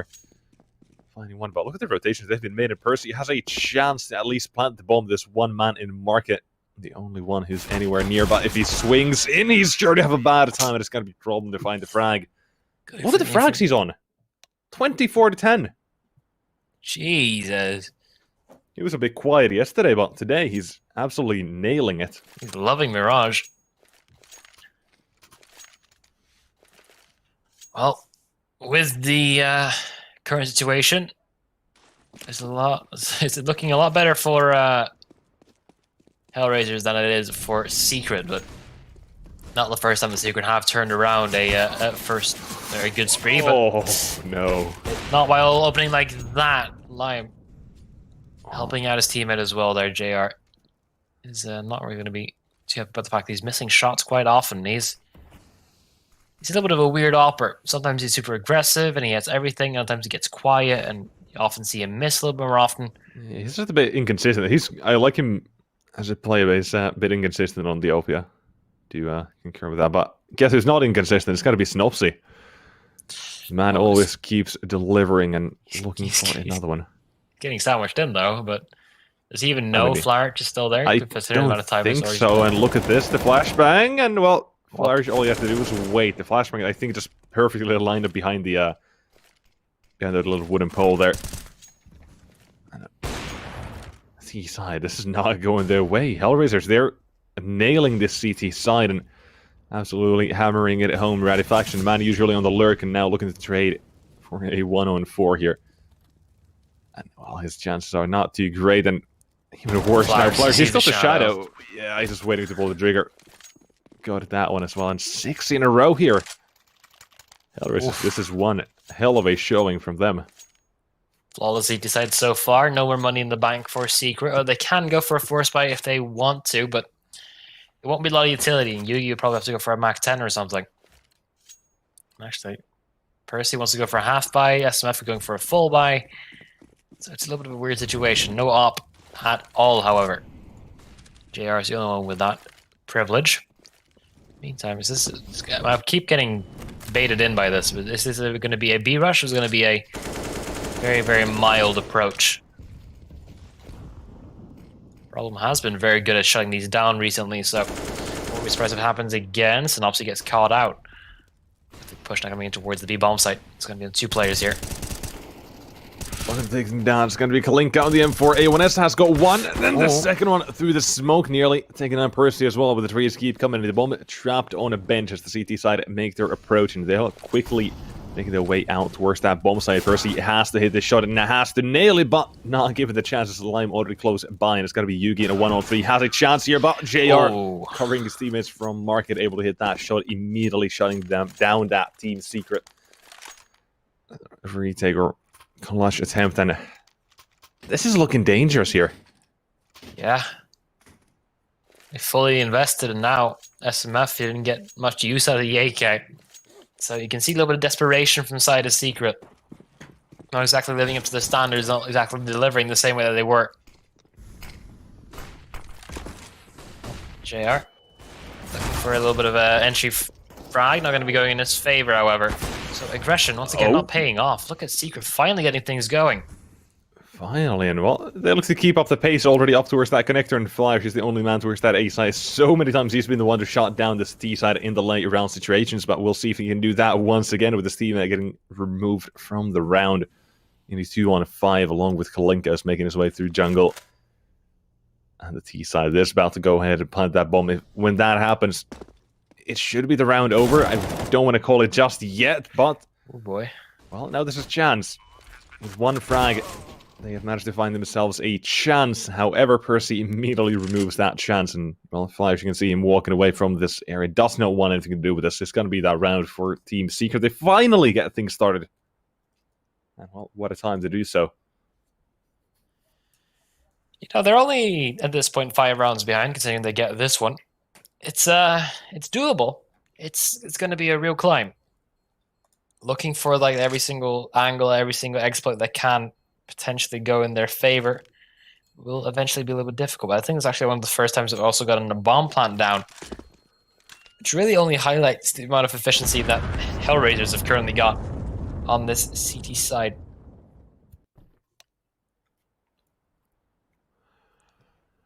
Well, if HellRaisers do take this one, they will be taking Secret's map pick, and they'll be going over to Dust 2. Which is we haven't seen Secret play yet. I don't think so, no. Definitely a favorite from HellRaisers. Definitely good on the map, and now we'll see if Team Secret, can they bounce back here? They've got a chance, but need to nail every one of these rounds here.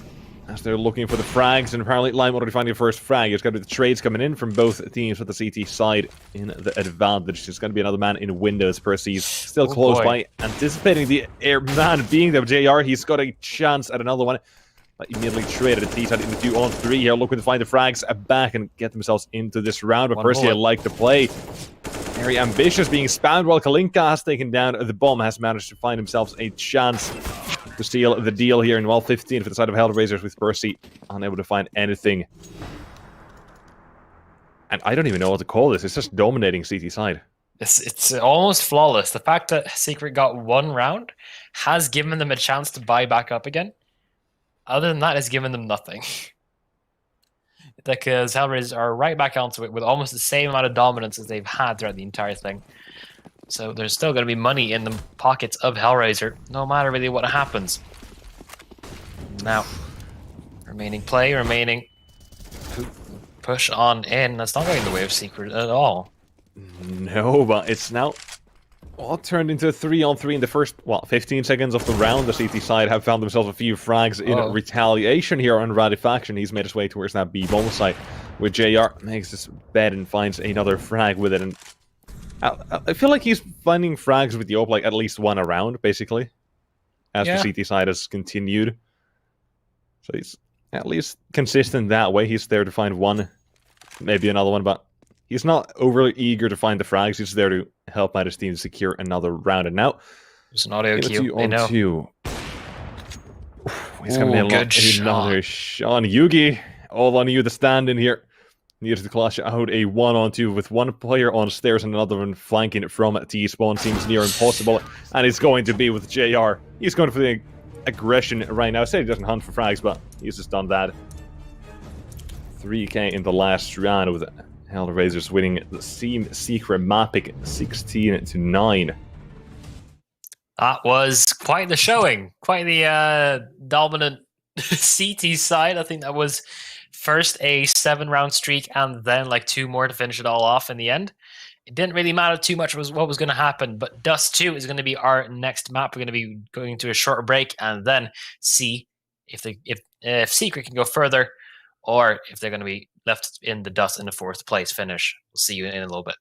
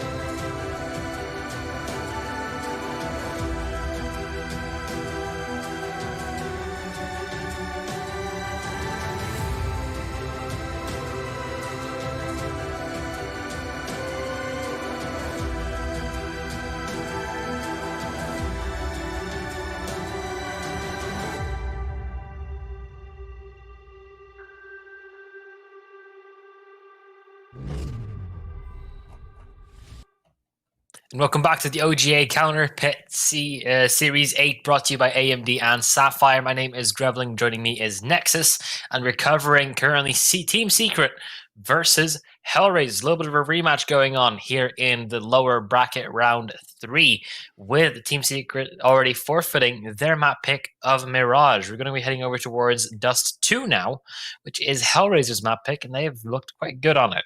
Is there anything to say about it, Nexus? Well, I mean, so far it's been going quite well for the HellRaisers side. The opposite of what it did on their first match. It was Team Secret took that one 2-0, but like you mentioned, HellRaisers, they take this one and head to their mapping of Dust 2, which it has been going fairly well for them. But all Team Secret, they're all right on it, but HellRaisers, they've got the comfortability of the map pick and the momentum from the last map all on their backs. Well, it could be a 2-0 coming here. Well, yeah, the comfortability from the last map, that's definitely a massive factor. I believe they have, well, they only dropped one round after an 8-7 half to just clean up the rest, and that was just, that was it. It was all they needed. The entire squad came together, Problem and everyone. The entire gang was there, JR hitting shots, but we're going towards in the game now. Let's see if they can still keep up that momentum, see if they can still keep hitting those shots necessary when they're starting on the CT side on their map pick. Yeah, and well, Synopsy with a long-range P250 struggling to hit a few shots, but does manage to get one in at the end there, and the CT side is still there looking for that trade, and JR will respond with the USP, removing one of those P250s, but will be picked up very quickly. But looking over the T side is... Wow, okay, Percy. He's immediately deleted JR there. I was thinking the play is close by, it might have a bit of something to say about that one, but no chance in that one. On the T side, look at them. Having a near free B or free A site with Flyers, the only man here, and will be flashed up for now, but he's still got the long range USP, and look at the pathway. He gets one, and immediate ding comes in, but barely any damage down. The player right behind him, not gonna live for too much longer, is he? Struggling, but reloading still. How is he alive, Flourish? What are you doing? How has it happened like this? The C side, 2-on-1. Kalinka will finally be taken down. How does he live for that long? Alone without any assistance, and he still like puts up enough time, turns around, gets a reload in, taps Artifaction, and then he's dealt with. All right, yeah, okay, I see what's all going. HellRaisers, not the best start you could have asked for, especially not compared to your previous map, but overall, still going to be forcing back out into this. JR with the scout in hand up against the AKs, and now. In mid-control, JR actually found a kill against Yugi. That's an AK already dropped. I like the CT setup on long right now. They're just waiting for some kind of contact, but now choosing to swing, and it probably isn't going to go their way. Ratifaction finds one, and, well, there's 3 coming in total. And, well, the T side quickly swing the odds back into their favor after JR swung them in HellRaisers, but... Now, look at Secret. They're all the way going, just running in T spawn. Yeah, they know they don't need to commit. They've got all the time in the world. They're going full speed towards T spawn, towards on B at that point. And if there is not a miracle coming in from JR or Problem, that should be the round basically already set in stone. Well, 2-0 start for Secret is definitely something that we're going to be looking forward to, but not exactly there yet. They're sneaking their way, taking their time, not wanting to get run over anytime soon. The first time I'm going to get to see them attacking that B bomb site. We haven't seen Secret play Dust 2 yet. I believe we have seen HellRaisers up against either Nemiga or something along the line. But it is it's a promising start for the side of Secret at least. Oh no, Problem. Potential for a frag there. I'm not gonna. We'll ignore it. It's fine. Yeah, bit of an odd shot, but yeah, we will ignore it. Like I say, CTs should be able to survive here. Like looking at the position T side around the other parts of the map, and another Deagle will be saved. So there's gonna be again a bit of potential damage to be done in the next round. But with how this one went, I'm not expecting too much from the CTs. Yeah. Quick look at the stat block of HellRaisers as well. They did play up against AGO, which they lost 16-12. But they also went up against Nemiga, which they definitely converted. Over this 3 months, they have played in, according to HLTV, have had a lot more success on that T side, about 55% conversion, as opposed to the 45% on that CT side. So this might be a little bit of their weak point. And also, Dust 2 could be explained to be a little bit more T favored than people might expect.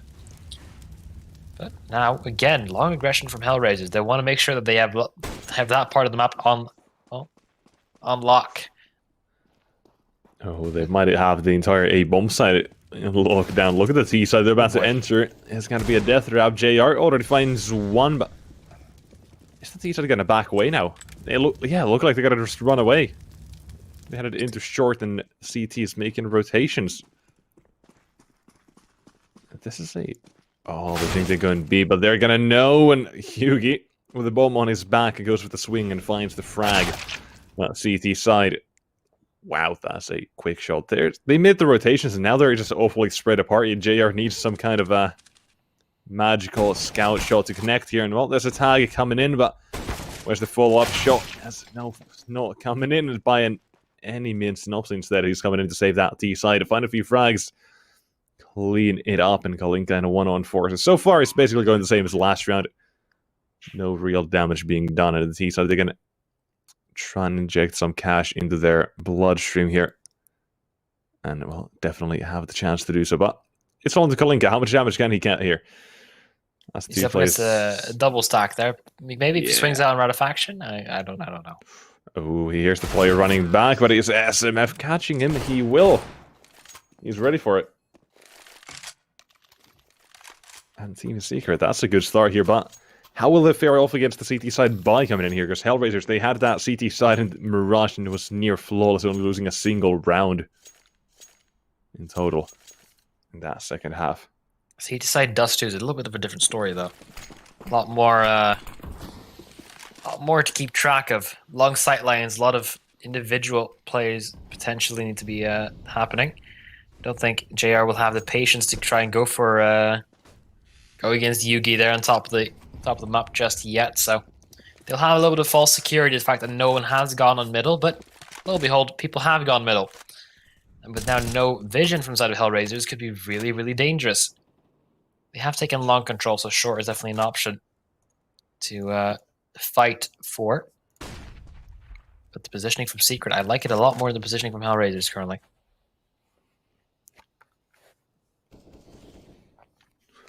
Yeah, the side of Secret.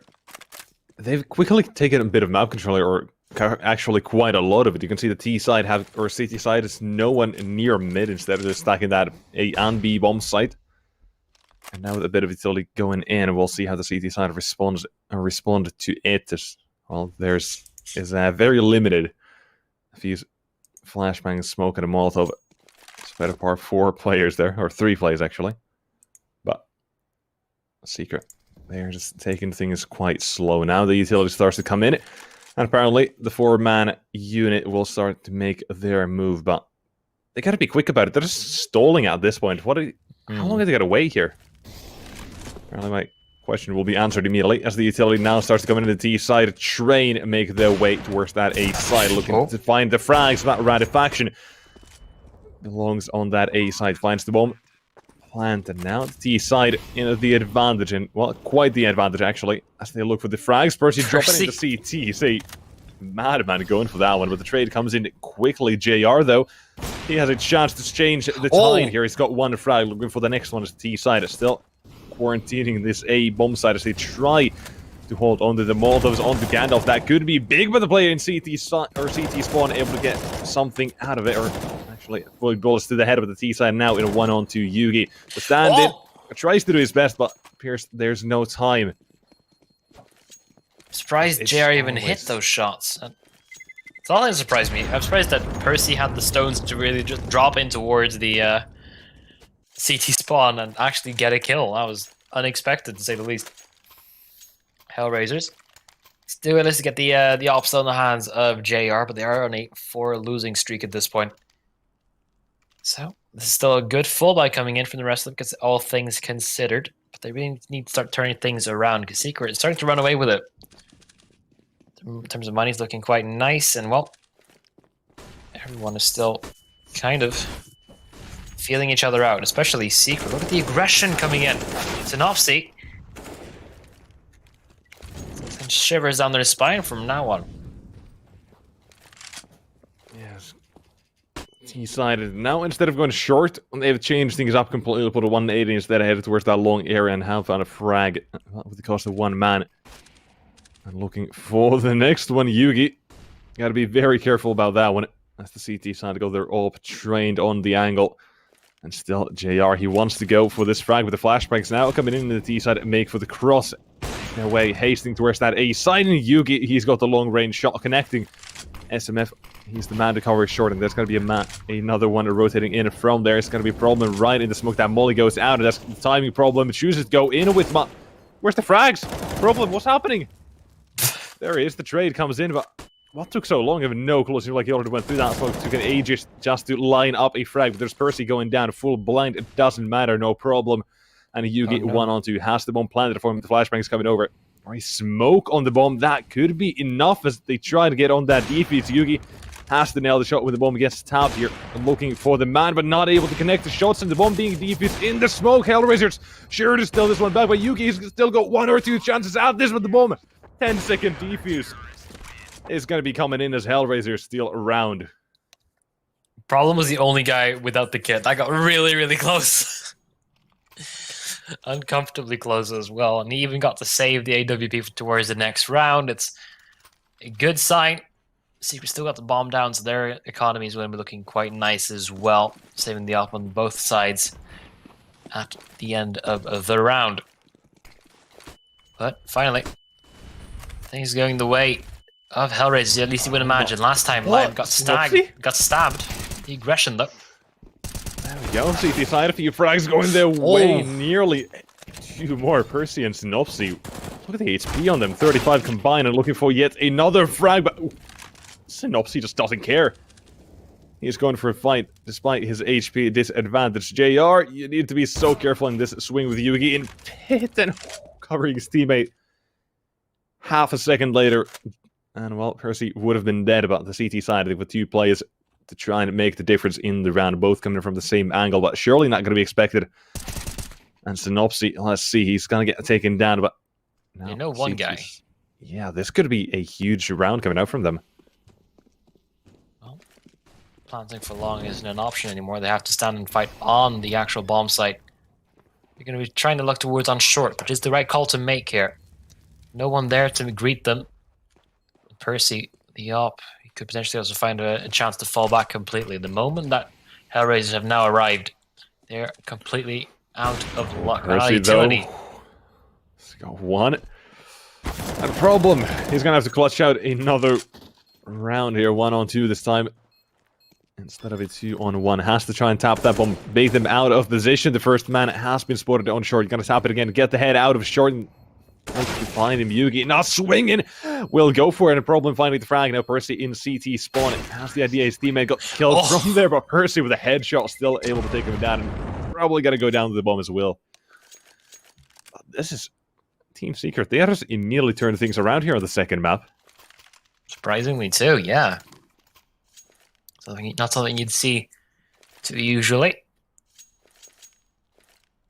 Kalinki now going with the auto shot. You usually see it on maps like, you know, Inferno and Nuke, but I guess it could work if you're playing aggressive enough. I'm looking forward to seeing it. Now it's all about applying pressure. Oh, Yugi. Wow. He's a scout of his own. Didn't have enough money for the AWP. Well, apparently it doesn't matter. But Kalinka, let's see the auto shotty close range. The flashbang comes in. Let's see the roar comes in. 1 and 2 full blind. Bomb gift wrapped and delivered. Express same day delivery. That is what we love to see here. And problem, he's got an MP9 as well. Why not add it to the kill bonuses? But instead, the trade's coming in, and Kalinka will finally be shot down there. But let's see if his teammate is enough lime. Going for the spray. Able to get 1, and Scout going to be picking up. That's not the weapon he wanted. But here's Radifaction taken down to 6 HP. The Scout apparently still doing damage, and obviously able to pick up that bomb and escape into B tunnels and group up with his teammate. I know, Flyers, you can see him on the minimap. He's all the way in T spawn. Yeah, a little bit too far of a flank. Radifaction does deal with Lime.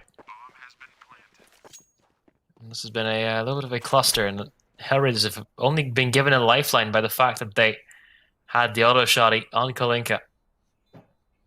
But Flaherty has already been heard. They know where he is. Artifaction was over on car. They know exactly what's going to happen here. He's got one, but the trade immediately there. The swing comes in. That's a very standard crossfire position, like bait position, but well, they do it well, able to get the round done. And well, there you go, Team Secret. Another round goes their way, and this is just a dominating T side. There's nothing else you can really fault them for. That one round, Yuki with the unable to find the player defusing the Bo3 was problem on it. Well, a man without a kit, like you mentioned as well that time, but Kalinka this time with the OP, he's got the entry in this one. All the way in it to mid. JR, he's going to go for a bit of an aggressive play here with that from Martin. Well, looking at his teammate, trying to cover him. It's going to come down to timing if they can find anyone here. Lime has found one. JR still in the fading smoke, and the Mach 10 from Percy will remove him. The op looking for another one, and oh, he's going to go for that shot, but not able to connect. Just an inch too high. Yeah, and the CTs, look at this. Yugi walking into this problem. He's got the bomb again. That T side, 1-on-4 with Secret. Looking like this is going to be a round they have to forfeit here. Oh! Nice little shot there. It has alerted the Horde. It's definitely a nice shot, yeah. Kalinka, the op, still in possession. He's holding down the B-bomb site. Players towards mid as well. Can Percy potentially... Oh. It will be still flourish. Still at one tap, I would say. That was an impressive one. HellRaisers, second round on the board. Not doing so well on this CT side, but they have managed to reset the economy from Secret by just doing enough damage over time. And well, if you can remember 2 rounds back when the op was still in the hands of Percy, managed to get a fade away, but still died to the bomb, so no luck there. JR going for aggression, a lot of it too. Against the Deagles, and they might need to be a little bit careful. Secret, they're playing for a very standard method at the moment, not really going for too much aggression. Trying to just get map control, trying to find an entry frag somewhere. That's really all that you can do without utility. It's going to be a little bit harder. Oh, Kalinka is gonna spot Percy. I was wondering if he's gonna spot the jump, and apparently he's gone one up himself, finding that second frag. Oh, look at Lime, he's getting closer and closer. That's gonna be a flashbang over and probably that peak, but the deal, Yugi, he's ready, he knows the angles. He knows the CT side's plan, but well, the problem, he's holding a bit of a weird off angle on the side. Now Kalinka joins him, and they're ready to try and hold down that B side of the frag for the AWP and down for the one man. Right, faction could have a chance to get at least one more frag here. Trying to dodge the flashbang, trying to anticipate it, but you could just see him finally find a frag, and the flashbang comes in. Looking for the 1-on-3 here, the CT side. Have managed to drop the bomb somewhere into the site itself. But JR, he's got no rest here. He's just going relentless aggression and looking to find the frag. Will be able to get that one as right faction. A swift judgment served upon him. Is JR going to keep on holding towards the op at this point? Because Kalinka is hitting some mad shots towards on middle. Oh, he will as well. He's going for a long peek. Oh well. Some nice shots there. Yeah, Kalinka has had this time to shine. 3 frags and basically the deciding factor. But still, a very close round from Secret, deciding that they only have a couple of pistols. And another weird buy coming in on top of that. SMF, another hero AK. This only means that he's going to get a Galil the next round if it doesn't work out for him. Which in the last couple of times it hasn't.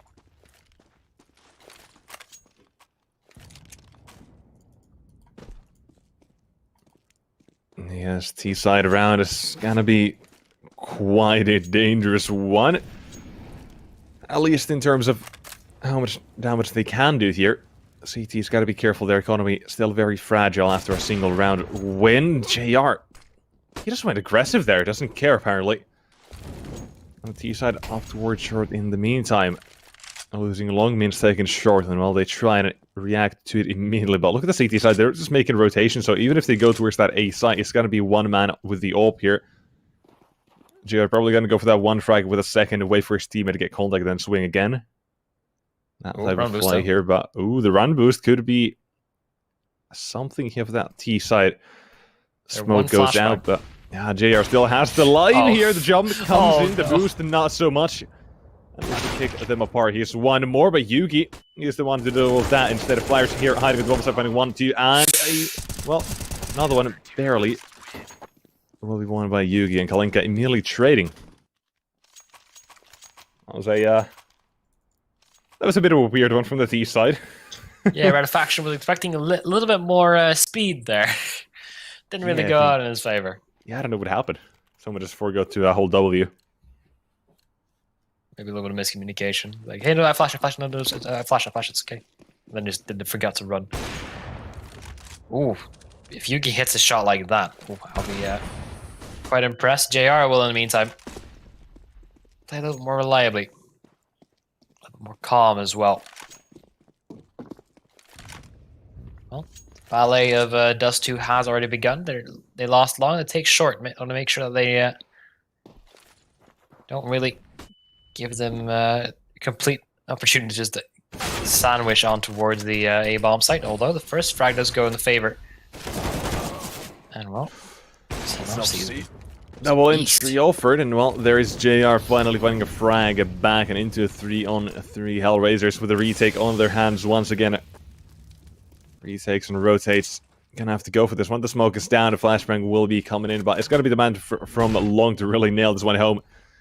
That's the problem. Already holding W, getting closer and closer towards that bomb site. It has managed to make its way towards Gandalf with JR trying to cover for him. The nade is not gonna go out as intended.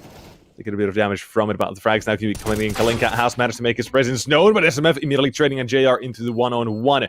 Thankfully for him, SMF is very low. Picks up the kit, but the Deagle is unable to connect. And Team Seeker with round number 7, getting to the very ends of that round, down to what? A single shot? Could have been. Basically, yeah. You can see JR was really looking for that kit. He was already thinking 2 steps ahead, but forgot which step was in front of him.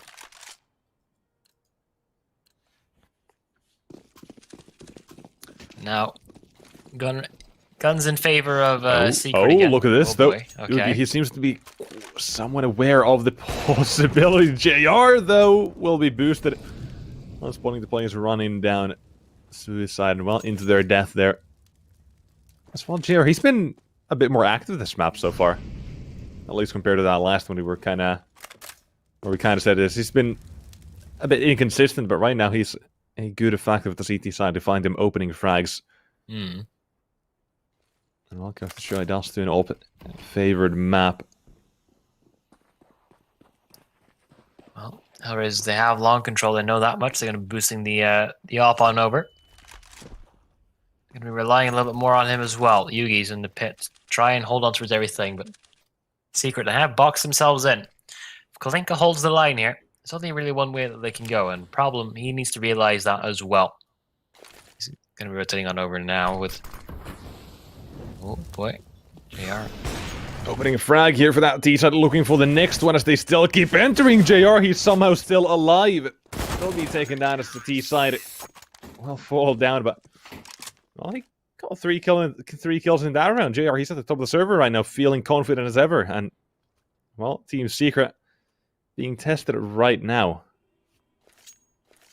As it was still the first map for the side of HellRaisers. This is their map pick. You would expect them to have a slightly better CT side, but... I don't know, there's just something I can't It's a weird thing, this, about Dust 2, because, you know, you can have a really, really bad CT side and then immediately come back full force towards that T side. Oh, JR's feeling good about this one, isn't he? Jeez, look at the Eagle trying to spam away the knife! Oh no! Ratifaction, he's pulled it out, he's swung it into JR's face and down to a single man. It's not gonna be anything else happening. The knife, though. That's something. A bit interesting, isn't it? Seeing that. Sure is. I'd like them both to jump at him. Oh, like a street mugging. Give me the op. Not able to use that much of the op, though. Immediately got fragged down. And JR, he keeps doing that, and it keeps on being impressive to me. Yeah, word for another day. And that one, look at that, entries after entries, JR. How many entries does he have this round, or this map got already? A lot of opening frags currently, yeah. I want to check that one on. He's 7-1 in opening duels. He's literally found half the entries himself.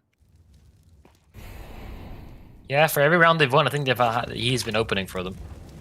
I mean, yeah.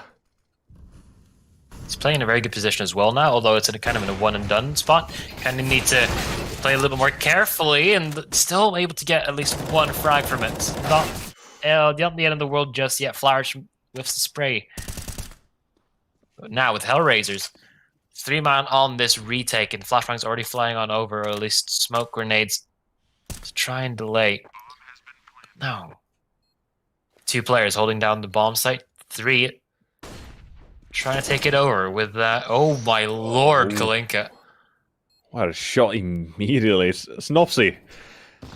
We've mentioned him quite a few times. A man consistent with that T-side or team of Secret, but only good for a single frag. The second one, if he had a few more bullets, could have been something out of a fairy tale, but it's going to be around for Team HellRaisers here.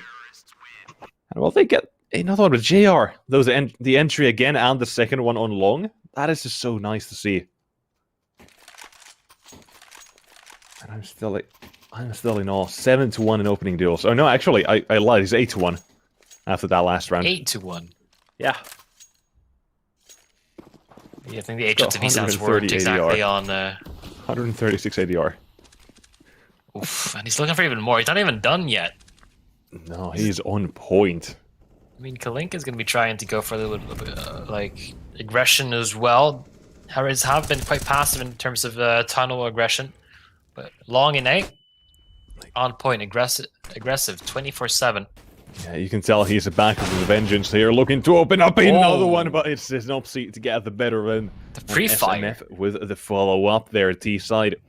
They've been given so much control towards that mid position. It's going to be on the problem, basically, to hold down a 1-on-5. And he saved that, but Flowers, he's going to be tested here towards short. Good for 1. You get there to trade, and Lime, he's the next man in to step up with that CT side of HellRaisers fighting for round number 8 here. It's going to be that for one of these 2 teams, but which one is the T side head towards that B-bomb site? It's going to be a problem there. And well, it was Lime tested. Did manage to ward him off and in towards his teammates. AK-47, that's 1 frag. Look for that next one. The flashbang comes out. T-side is still making their way in, dodging from the flashbang, turning around. Rowdy Faction frag comes in, looking for the next one. But crossing the door, Slime unable to find that frag. It will be the one on to retake. The bomb about to go down any second now, but he's got plenty of time to work with Rowdy Faction. Holding close, but will it be taken down? The man in window and coming with the AK, Synopsy. Just holding down W and running at it. Here's the reload, sees it. And chasing him down.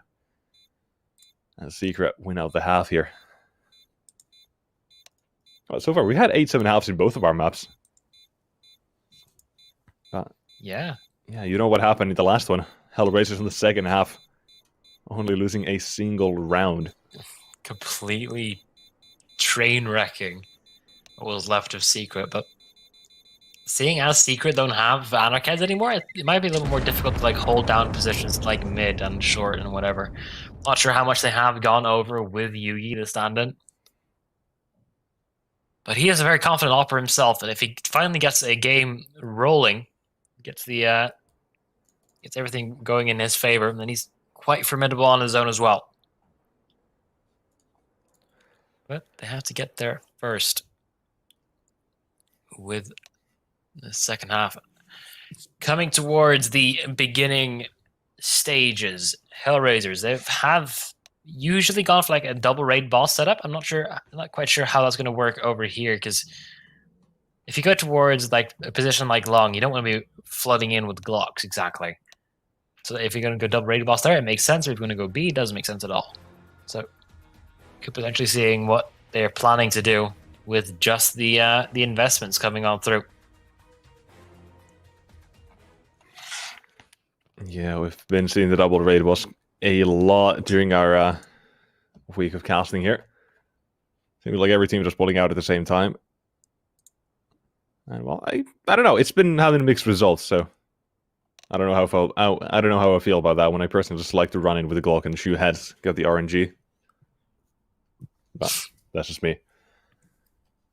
And either way, Here we go, looking for a potential 2-0 for the side of HellRaisers. They move on to that T side of Dust 2. This is their map pick, and now we'll see if they can outplay Team Secret, or can JR keep continuing to open things up, or continue to open things up, and find the entries, and, well, all the frags needed. Looking for one towards that B side already, doing a bit of damage onto the CT side. SMF will be tagged now, but Radifaction pushing in, and JR is going to go down there. B side tunnels has been removed from the T side's map control. Very quickly going against him, but look at Secret. They're just so unsure of what to do here right now. Yeah. Like they're watching towards mid instead, and now they've got Yugi.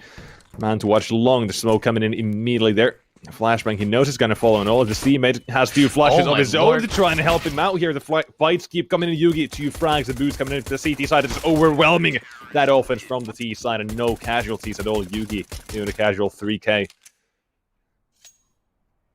Impressive start, and well, even like the first duel over towards on tunnels, like, they completely decided like HellRaisers.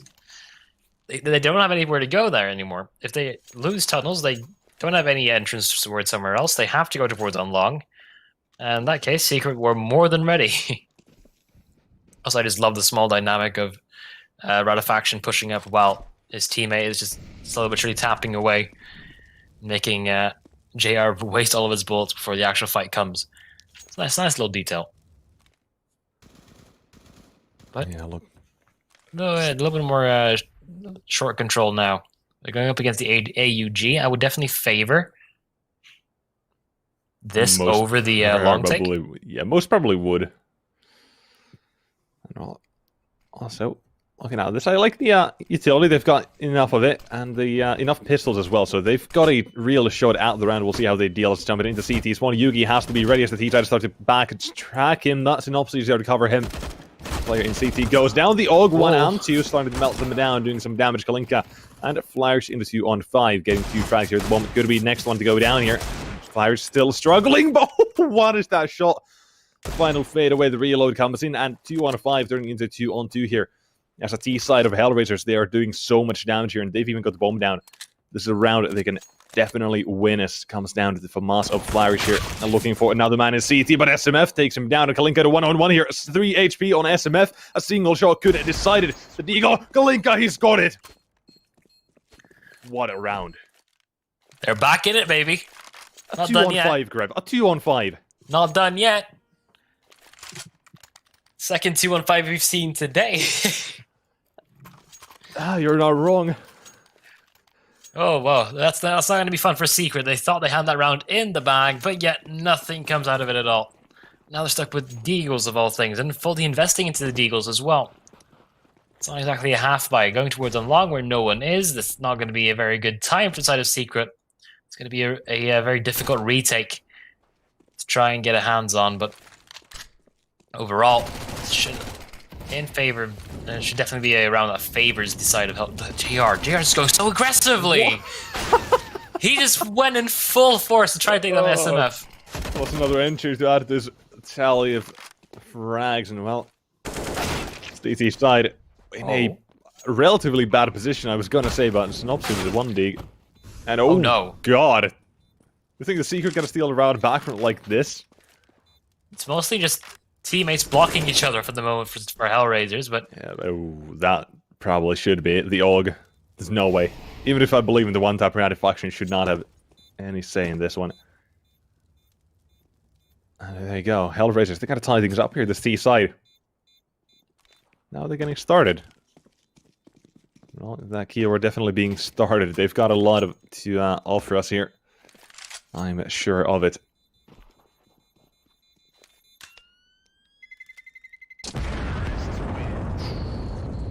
So, okay, what do you think about the that would just happen? The players on the bomb site surviving. The players surviving? Yeah, on the bomb site. Not even having to like go into tunnels or CT. They can survive on the bomb site if they've got enough health. It's like Inferno.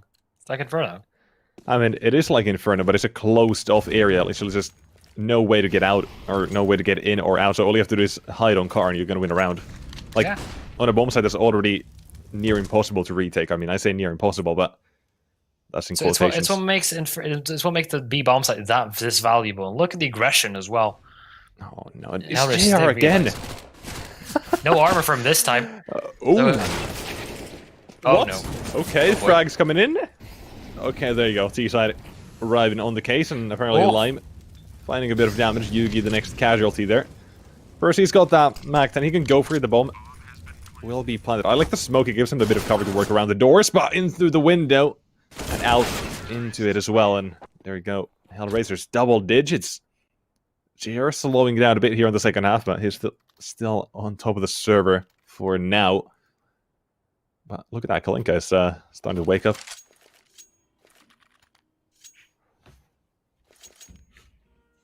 Oh, also, okay, this is, I want to know how this is going to go. Yuki, CT side here, opening. First half, he's doing fairly well. You can see he's got 17 frags. And looking to one-up JR, basically. Flourish out towards long already. He's got 2 players there, and well, he's going to try and basically go as aggressive as JR has the past few rounds here. But not with as much success. A duel into mid, and Lime finds the frag, taking down one of the defenders there.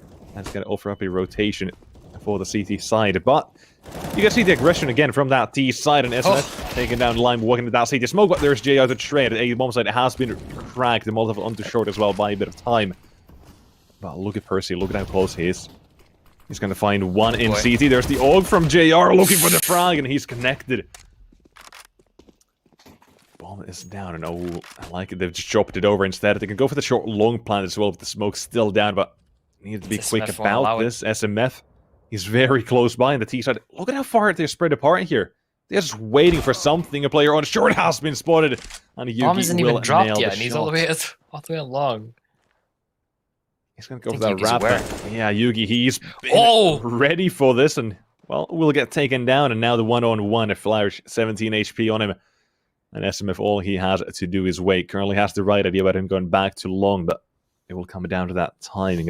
If SMS just waits here for long enough and holds short, he's going to know the timing is not going to go the way he's expecting. And yeah, I like this. He's isolating the angle. Going for the 1 versus 1, and now not seeing anything from short. Knows the frag was, what, like 10-15 seconds ago at this point, and the 1 versus 1 against Flourish walking up, but he's got no clue, and he's going to be outplayed here. Surely SMF on the bomb side, and with his knife out, walking into impending death, impending doom. Yeah, secret. They finally able to take down the aggression, literal aggression from the side of HellRaisers. They've just been sticking it to him. Suddenly been upping the tempo, running through everything, smokes, flashbangs, just whatever they can to get on towards position, go for duels. But the moment that steam starts to fade, and the initial, fiery hot entry rolls start to die away, then you're left with a very, very weak-looking position, which is what Secret exactly are looking for. Now towards that B tunnels, fully on B tunnels. It's the first time I'm going to see this. And well, I'm curious to see how it goes. No Molotov to try and deny it.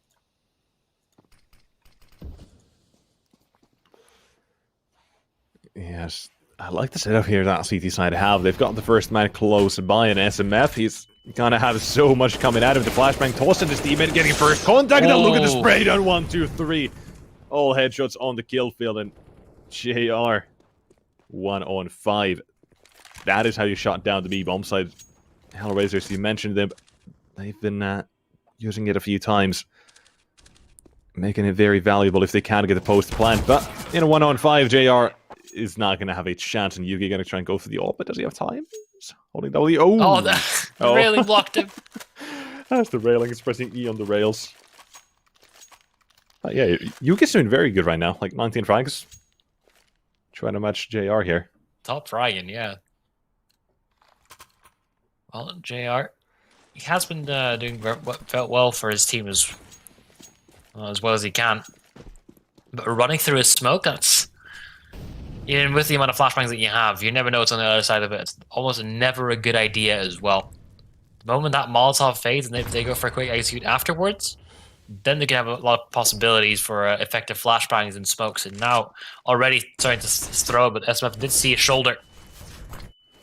Now, into that B site. SMF able to get a quick turn from the last round, and now the CT side looking for that retake as, well, D side are already swarming on that B site like bees. No, not a good one. I'm gonna have to admit Bees that are on myself. the hive. Yeah, still not a good one though. Could have had a way better one, but well, not really that into it apparently. T side look to try and hold down this B side. There's one frag for Radifaction. Second man jumping through the windows and obviously able to get one before being traded there. A second one coming in, but the V250 from Flash looking for the frags and 1-on-2 unable to get them as the CT side to get the frags. And the T side get the bomb down in 3 kills into the round. It's not a bad one by any means, but It's a weird one though. It's a weird force buy, like going in from full just P250s. Like the utility was great, and they got on towards the bomb site, got the bomb down. Now they're stuck with, well, potential another force buy. How JR is just investing towards everything. Might leave 2 of his teammates without AKs and the potential was Galils, or actually they will get AKs just on the cost of head armor. Almost no utility on the side of HellRaisers. So a real risk. Hey, potential to flop immediately, and then you're at death's door, considering you that secret are almost at 13 points, and you'd be broke for the time they're looking for 14.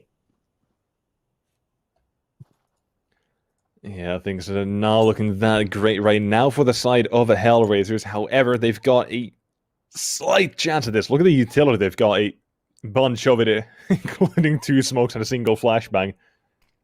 Well, now they decide to use those, and well, it's gonna be one hell of a take, or has to be one hell of a take here coming in from them, and against Yugi defending it with the AWP. Has been nailing basically every shot at this point, and well, oh, JR though, the entries, gonna keep adding them. There's Synopsy activating on the site, but immediately traded to T-side.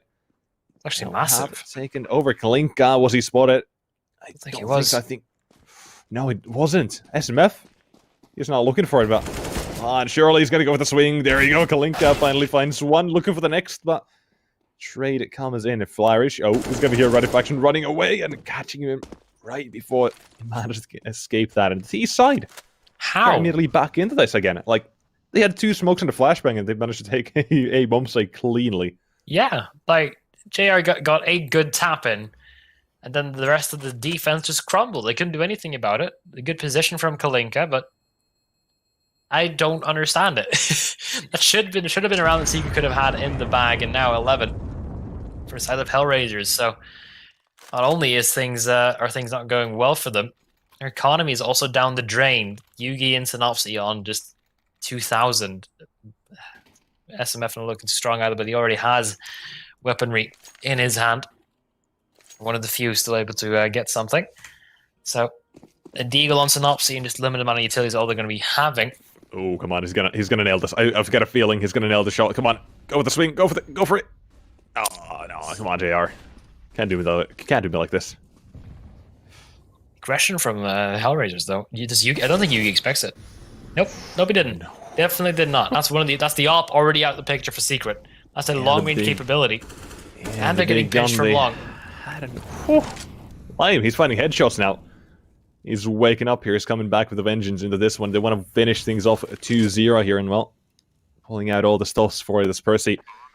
He's going to try and do the same here for that CT side. But this is so weird for him. He knows the bomb is on the A side, but look at the flank he's going on. The massive one and flourish. He's expecting it. He's been chilling, waiting for his timing, and that's exactly what he capitalizes on it.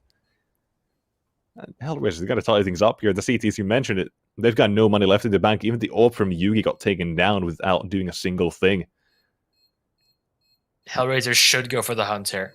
They should absolutely try and take away these remaining guns. There's none that they're going to, though. That would give Secret at least a fighting chance towards the next one. With now I believe a 2-round loss bonus. Won't give them enough anyway. But these are two rifles that could potentially turn the round on its head. JR still just finding opening frags left, right, and center. Not going to be slowing down anytime soon, it seems. Yeah, this is now turning around here for the side of HellRaisers. This is their mapping in the T side finally. Starting to show us a bit of why they've got a slight chance. It's got to be the AK and M4 here, and I like SMF going through the smoke, but Percy is going to be taken down here. They know he's here as well. Lord. Problem is ready. Yeah, I mean, if you're on a faction at this point, you're going to be saving already. This is an unwinnable round. Oh, you can see him on the minimap. He's just not moving. He's not moving. Bomb site. He's sticking around for now. He's like, yeah, it was fun, but no, I'll pass. I'll pass. Yugi, if he can, I don't know what he can do other than like run a distraction. Red Faction's actually making it quite close. Like just showing up. He just barely. He can relive the last round there by Lime just one-tapping him. Oh, this time a bit further away as well. It could be a team ace here. Kalinka, come on. Come on, give us a team ace. He's not even chasing him down. Kalinka's all the way towards long. It's not going to happen here, isn't it? Slime is dead. Red Faction does drop the gun though, so. Another round, and yeah, you mentioned the weapon was dropped there, and apparently Lime wants to go for the A1S instead of the AK. That's okay. Silencer, I guess. I mean, yeah. He wants the south points. Let him go from. Oh, look at the buy the CTs have. It's not great. No head armors. The A1S works wonderfully, actually. Come on, JR, give it to him. Nope. Whenever keep on hyping it every single round. Yeah, the start of the rounds, I'm just ready for it, but it never happens. Ooh, he's not going to come out of there. No, but look at the aggression problem. He's on the A site already. The Molotov there to try and hunt out Percy, and well, he's going to be forced off the angle a bit, but the smoke is down, and problem has got discovered. JR has chimed in with another frag in the mid. Not the doors pick we wanted, but the doors pick caught. And are we going? And now Snopsy making his way close to the bomb site, finding one and two. What's happened there? The bomb is going down to CT side of the 3 on 2 here towards that. He's on flourish! The spray transfer, and JR with the shot fully blind. What? That is one pancake round if I've ever seen one. I think that just over 4 times. I think that just broke Secret completely. They have nothing, no money. They started things off with the frag on long. They knew what happened, but it was the rush from short. Like problem, he just held double. Immediate response. That was fully planned from the get-go. It was pre-planned. It looked pre-planned. They had to just immediately like, yeah, we're gonna go for this as fast as possible. Now, oh boy, oh lord. Okay, the trades keep coming in. The CT side on top of the game for now. Another AK will be picked up. A JR is there to trade and try and give his team a chance. But it's again the aggression. No matter if they are split apart, they've still got a chance here. The Molotov out towards that bomb side and the smoke down. Percy, if he wants to, he could go for the wide swing, but I do not suggest it. Don't want to be the reason your team loses round here. Oh, Red Faction with a good flank. Yes, collects himself a little bit of utility, an AK as well, and he is right behind them. Yeah, he's always behind him. No matter what Mad Mirage just do, it does not matter. He's got the chance, and well, right now he's leaving it mainly on Percy. Here's going to be the linchpin there as they enter that east side, and the bomb goes down. He's going to make his presence known then, but basically the thing, HellRaisers, yeah, right now HellRaisers, they're going to be guaranteeing themselves that bomb plan as soon as Kalinka makes his way to that site, and well, right now he has done so. But I don't think they want to go for, like, do they want to go for a short plan? They have no information about what the CT side players are. They've gone so quiet. Yeah, taking the time clearing everything out. They doesn't want to be going for a short plan, so at least give JR the most amount of utility. Yeah, JR is going towards short as well. He's clearing it out, so the bomb plan is going to come in as the AWP. After plant on short. There you go. The bomb goes down. Now Percy making quick moves, and Kalinka's going to join his teammate. Well, what a shot coming out. He just crouches and runs. They know. And that is a fadeaway shot. A literal fadeaway. Now Radifaction, the 1-on-2, told you he's going to make his presence known, but now he has to come in with a bang. The single flashbang trying to offset JR with the flash. The all-point short knows he's there looking for the frag, but JR will not miss. 27 frags in his name and 103 ADR. And HellRaisers going for a 2-0 here. Not yet. They have money. They have possibilities for everything. They're going to be fully investing. They do not want to be going to a 4th place finish in just silence. Radifaction going with the AWP as well, so it's a little bit of a desperate attempt. Not sure what that nade was. I'm pretty sure that was I'm pretty sure that was another 2-on-5 we had. Might have been, yeah. But I mean, doesn't matter. Like right now, JR, he's apparently 11-4 in opening duels with that frag. I'll tell you, he's just an absolute beast right now. 11-4. Yeah. 15 rounds Oh, boy. on HellRaisers and, well, 15 entries. Or 11 entries, sorry. Not 15, but last round, a 2-on-5. Now they need to go ahead and get themselves a 3-on-4. Should be an easier task and headed towards that B side where SMF immediately removed Lime. Just headshots in the last few rounds have been so crucial on the flashbang over. As his teammates make their way in, it's a 3-on-3, looking for any utility they can. Pick up flashbang is there, but the Seekers, look at the pace which they're coming in. Synopsy 1 up, missing a shot. Kalinka, the flank is all on him, but the frag from JR, he's got one more. Will be taken down. And now the 1-on-2 Kalinka, one frag with the next one Percy hiding behind that box, and he could be all he wrote here for that D side. But not just yet. Secret, they pull themselves in. Another round, 13 on the board. And they survive that scare. 27 HP, a single bullet from the AK could have done it. Survive that scare, we'll live to see another. It's going to be a tough fight the entire way through, considering the amount of money that HellRaisers have. 29 frags on JR. And 11 the more opening run tools. Oh, he's a gamer. He goes aggressive, like, maybe not. Oh, he's going for the shot. He's going for it. Come on. Come on. Oh. Tag. No, the tease. I can't grab. I've been teased the entire game. I've been wanting to see him go for it, and well, when he does shoot, it's gonna be a tag.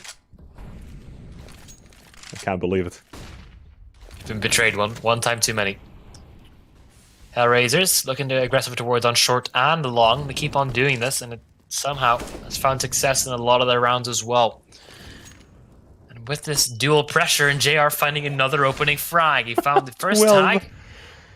Oh, he's got 12 at this point, but Yugi, looking at his position, he's got a bit of a wide off angle here. The AWP able to fire off one with flash. He's got the bomb in stock on long. Cannot go for this. He knows he has to wait, but Yugi, he's still there. He's got another frag and onto a 3-on-3, and he's got a third one.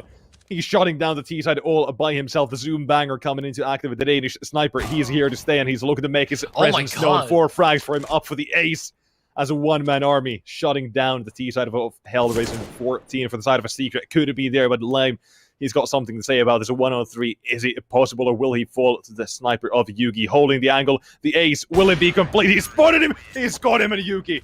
He's a monster. Stand in from Astralis. Gets the ace for Secret to get them another round back into it. I thought it was completely done. I saw the wrap in from short. They got the kill on towards the A-bomb site. It should have been a HellRaisers match, but it didn't turn out that way. And the Secret, they've gotten themselves another lifeline to get them towards the overtime goal here. And well, it is getting real dicey. Oh, that round, though, that was insane from Yugi. It's basically all Yugi. I mean, almost no assistance. It was all Yugi. Yeah. The only thing he had about it from assistance from his teammate was that they died for information. That's the only thing anyone else did for him, basically. Yeah. And oh, come on, JR, go for it! No! Not again, twice in a row. I'm not having a good time, Grab. What gave that away, do you think? Oh, I've been wanting to see that. Like, I think we've seen a total of 1 kill through the doors, and we've had Dust 2 at least once every day. Well, this time HellRaisers not going for a split push, just a normal. Everyone through short, and they might be going up against Yugi. If they could take him down early on, it could be very, very dangerous for the side of Secret, because that's basically their complete short anchor already out the picture. Yeah, Smokes will be there to at least force him out. Yeah, but look at who's on the case. It's Yugi, the stand-in. The Opera had an ace in the last round, and now he's going to have to defend that A side once again. Let's see. Well, he can't do so with the T side. One flash after another. They've forced him off of the bomb site and headed in towards that retake. It will have to be the perfect one from the CT side, as otherwise it's going to be 2-0 sweep from HellRaisers. That first map, second half, there was no contest who was going to win that one, but now Yugi has a chance. Lime, he has shot him down this time, no chance for him. Look at the CT side of the rotations, so far away. Kalinka, one, not the second SMF there, but the T side, they are going for the trades, and it's going to be That 16-14 finish, surely with JR finding another one and a 1-on-4 Ratifaction. Let's see what he's got to say about this one as Problem takes him down. It's gonna be the 2-0 sweep for HellRaisers. And what a way to do it. Yugi, he gave it his all. The stand-in tried to aid him, but it will be HellRaisers to go through that lower bracket final. Yeah, we'll be seeing them going up against Nexus tomorrow. That's going to be something really, really interesting. And, well, that concludes the games we have for today. Nexus, they end up falling short on the upper bracket final. And they're going to go up against HellRaisers in tomorrow's game, the lower bracket final, and then also potentially the grand final. Depends on which one of these teams will be facing Skade for the biggest part of that $15,000 prize pool. And, well, that is going to be that's going to be goodbye to the side of Team Secret. Unfortunately, a 2-0 sweep. A very good effort on at least us two. Mirage struggled. I gotta admit, they did really, really struggle at the end of that, losing I don't know how many T-side rounds in a row, but yeah, I think it was seven in a row. They got one, and yeah, something like that. One. Yeah, it wasn't really. It's not a highlight, not a highlight for them. But anyway, we're going to be thanking everyone for watching. Thank you very much for tuning in, watching us, and letting us cast for you guys today. This will be the end of the line for Team Secret. They'll be going home with a 4th place finish. Does mean that they do get at least a small amount of the prize pools, and not going home empty-handed. They probably are home already because 2020. But anyway, OGA Counterpit by AMD and Sapphire Season 8 is brought to you by One Game Agency and our wonderful sponsors, thanking AMD, Sapphire Technology, HyperX, TikTok, AOC, and Crucial, which these rounds have been. And, well, it's been a pleasure to cast with you guys today. Hopefully you've enjoyed, and we'll be seeing you tomorrow for the grand final and the wrap-up from this week. So see you then. Stay tuned.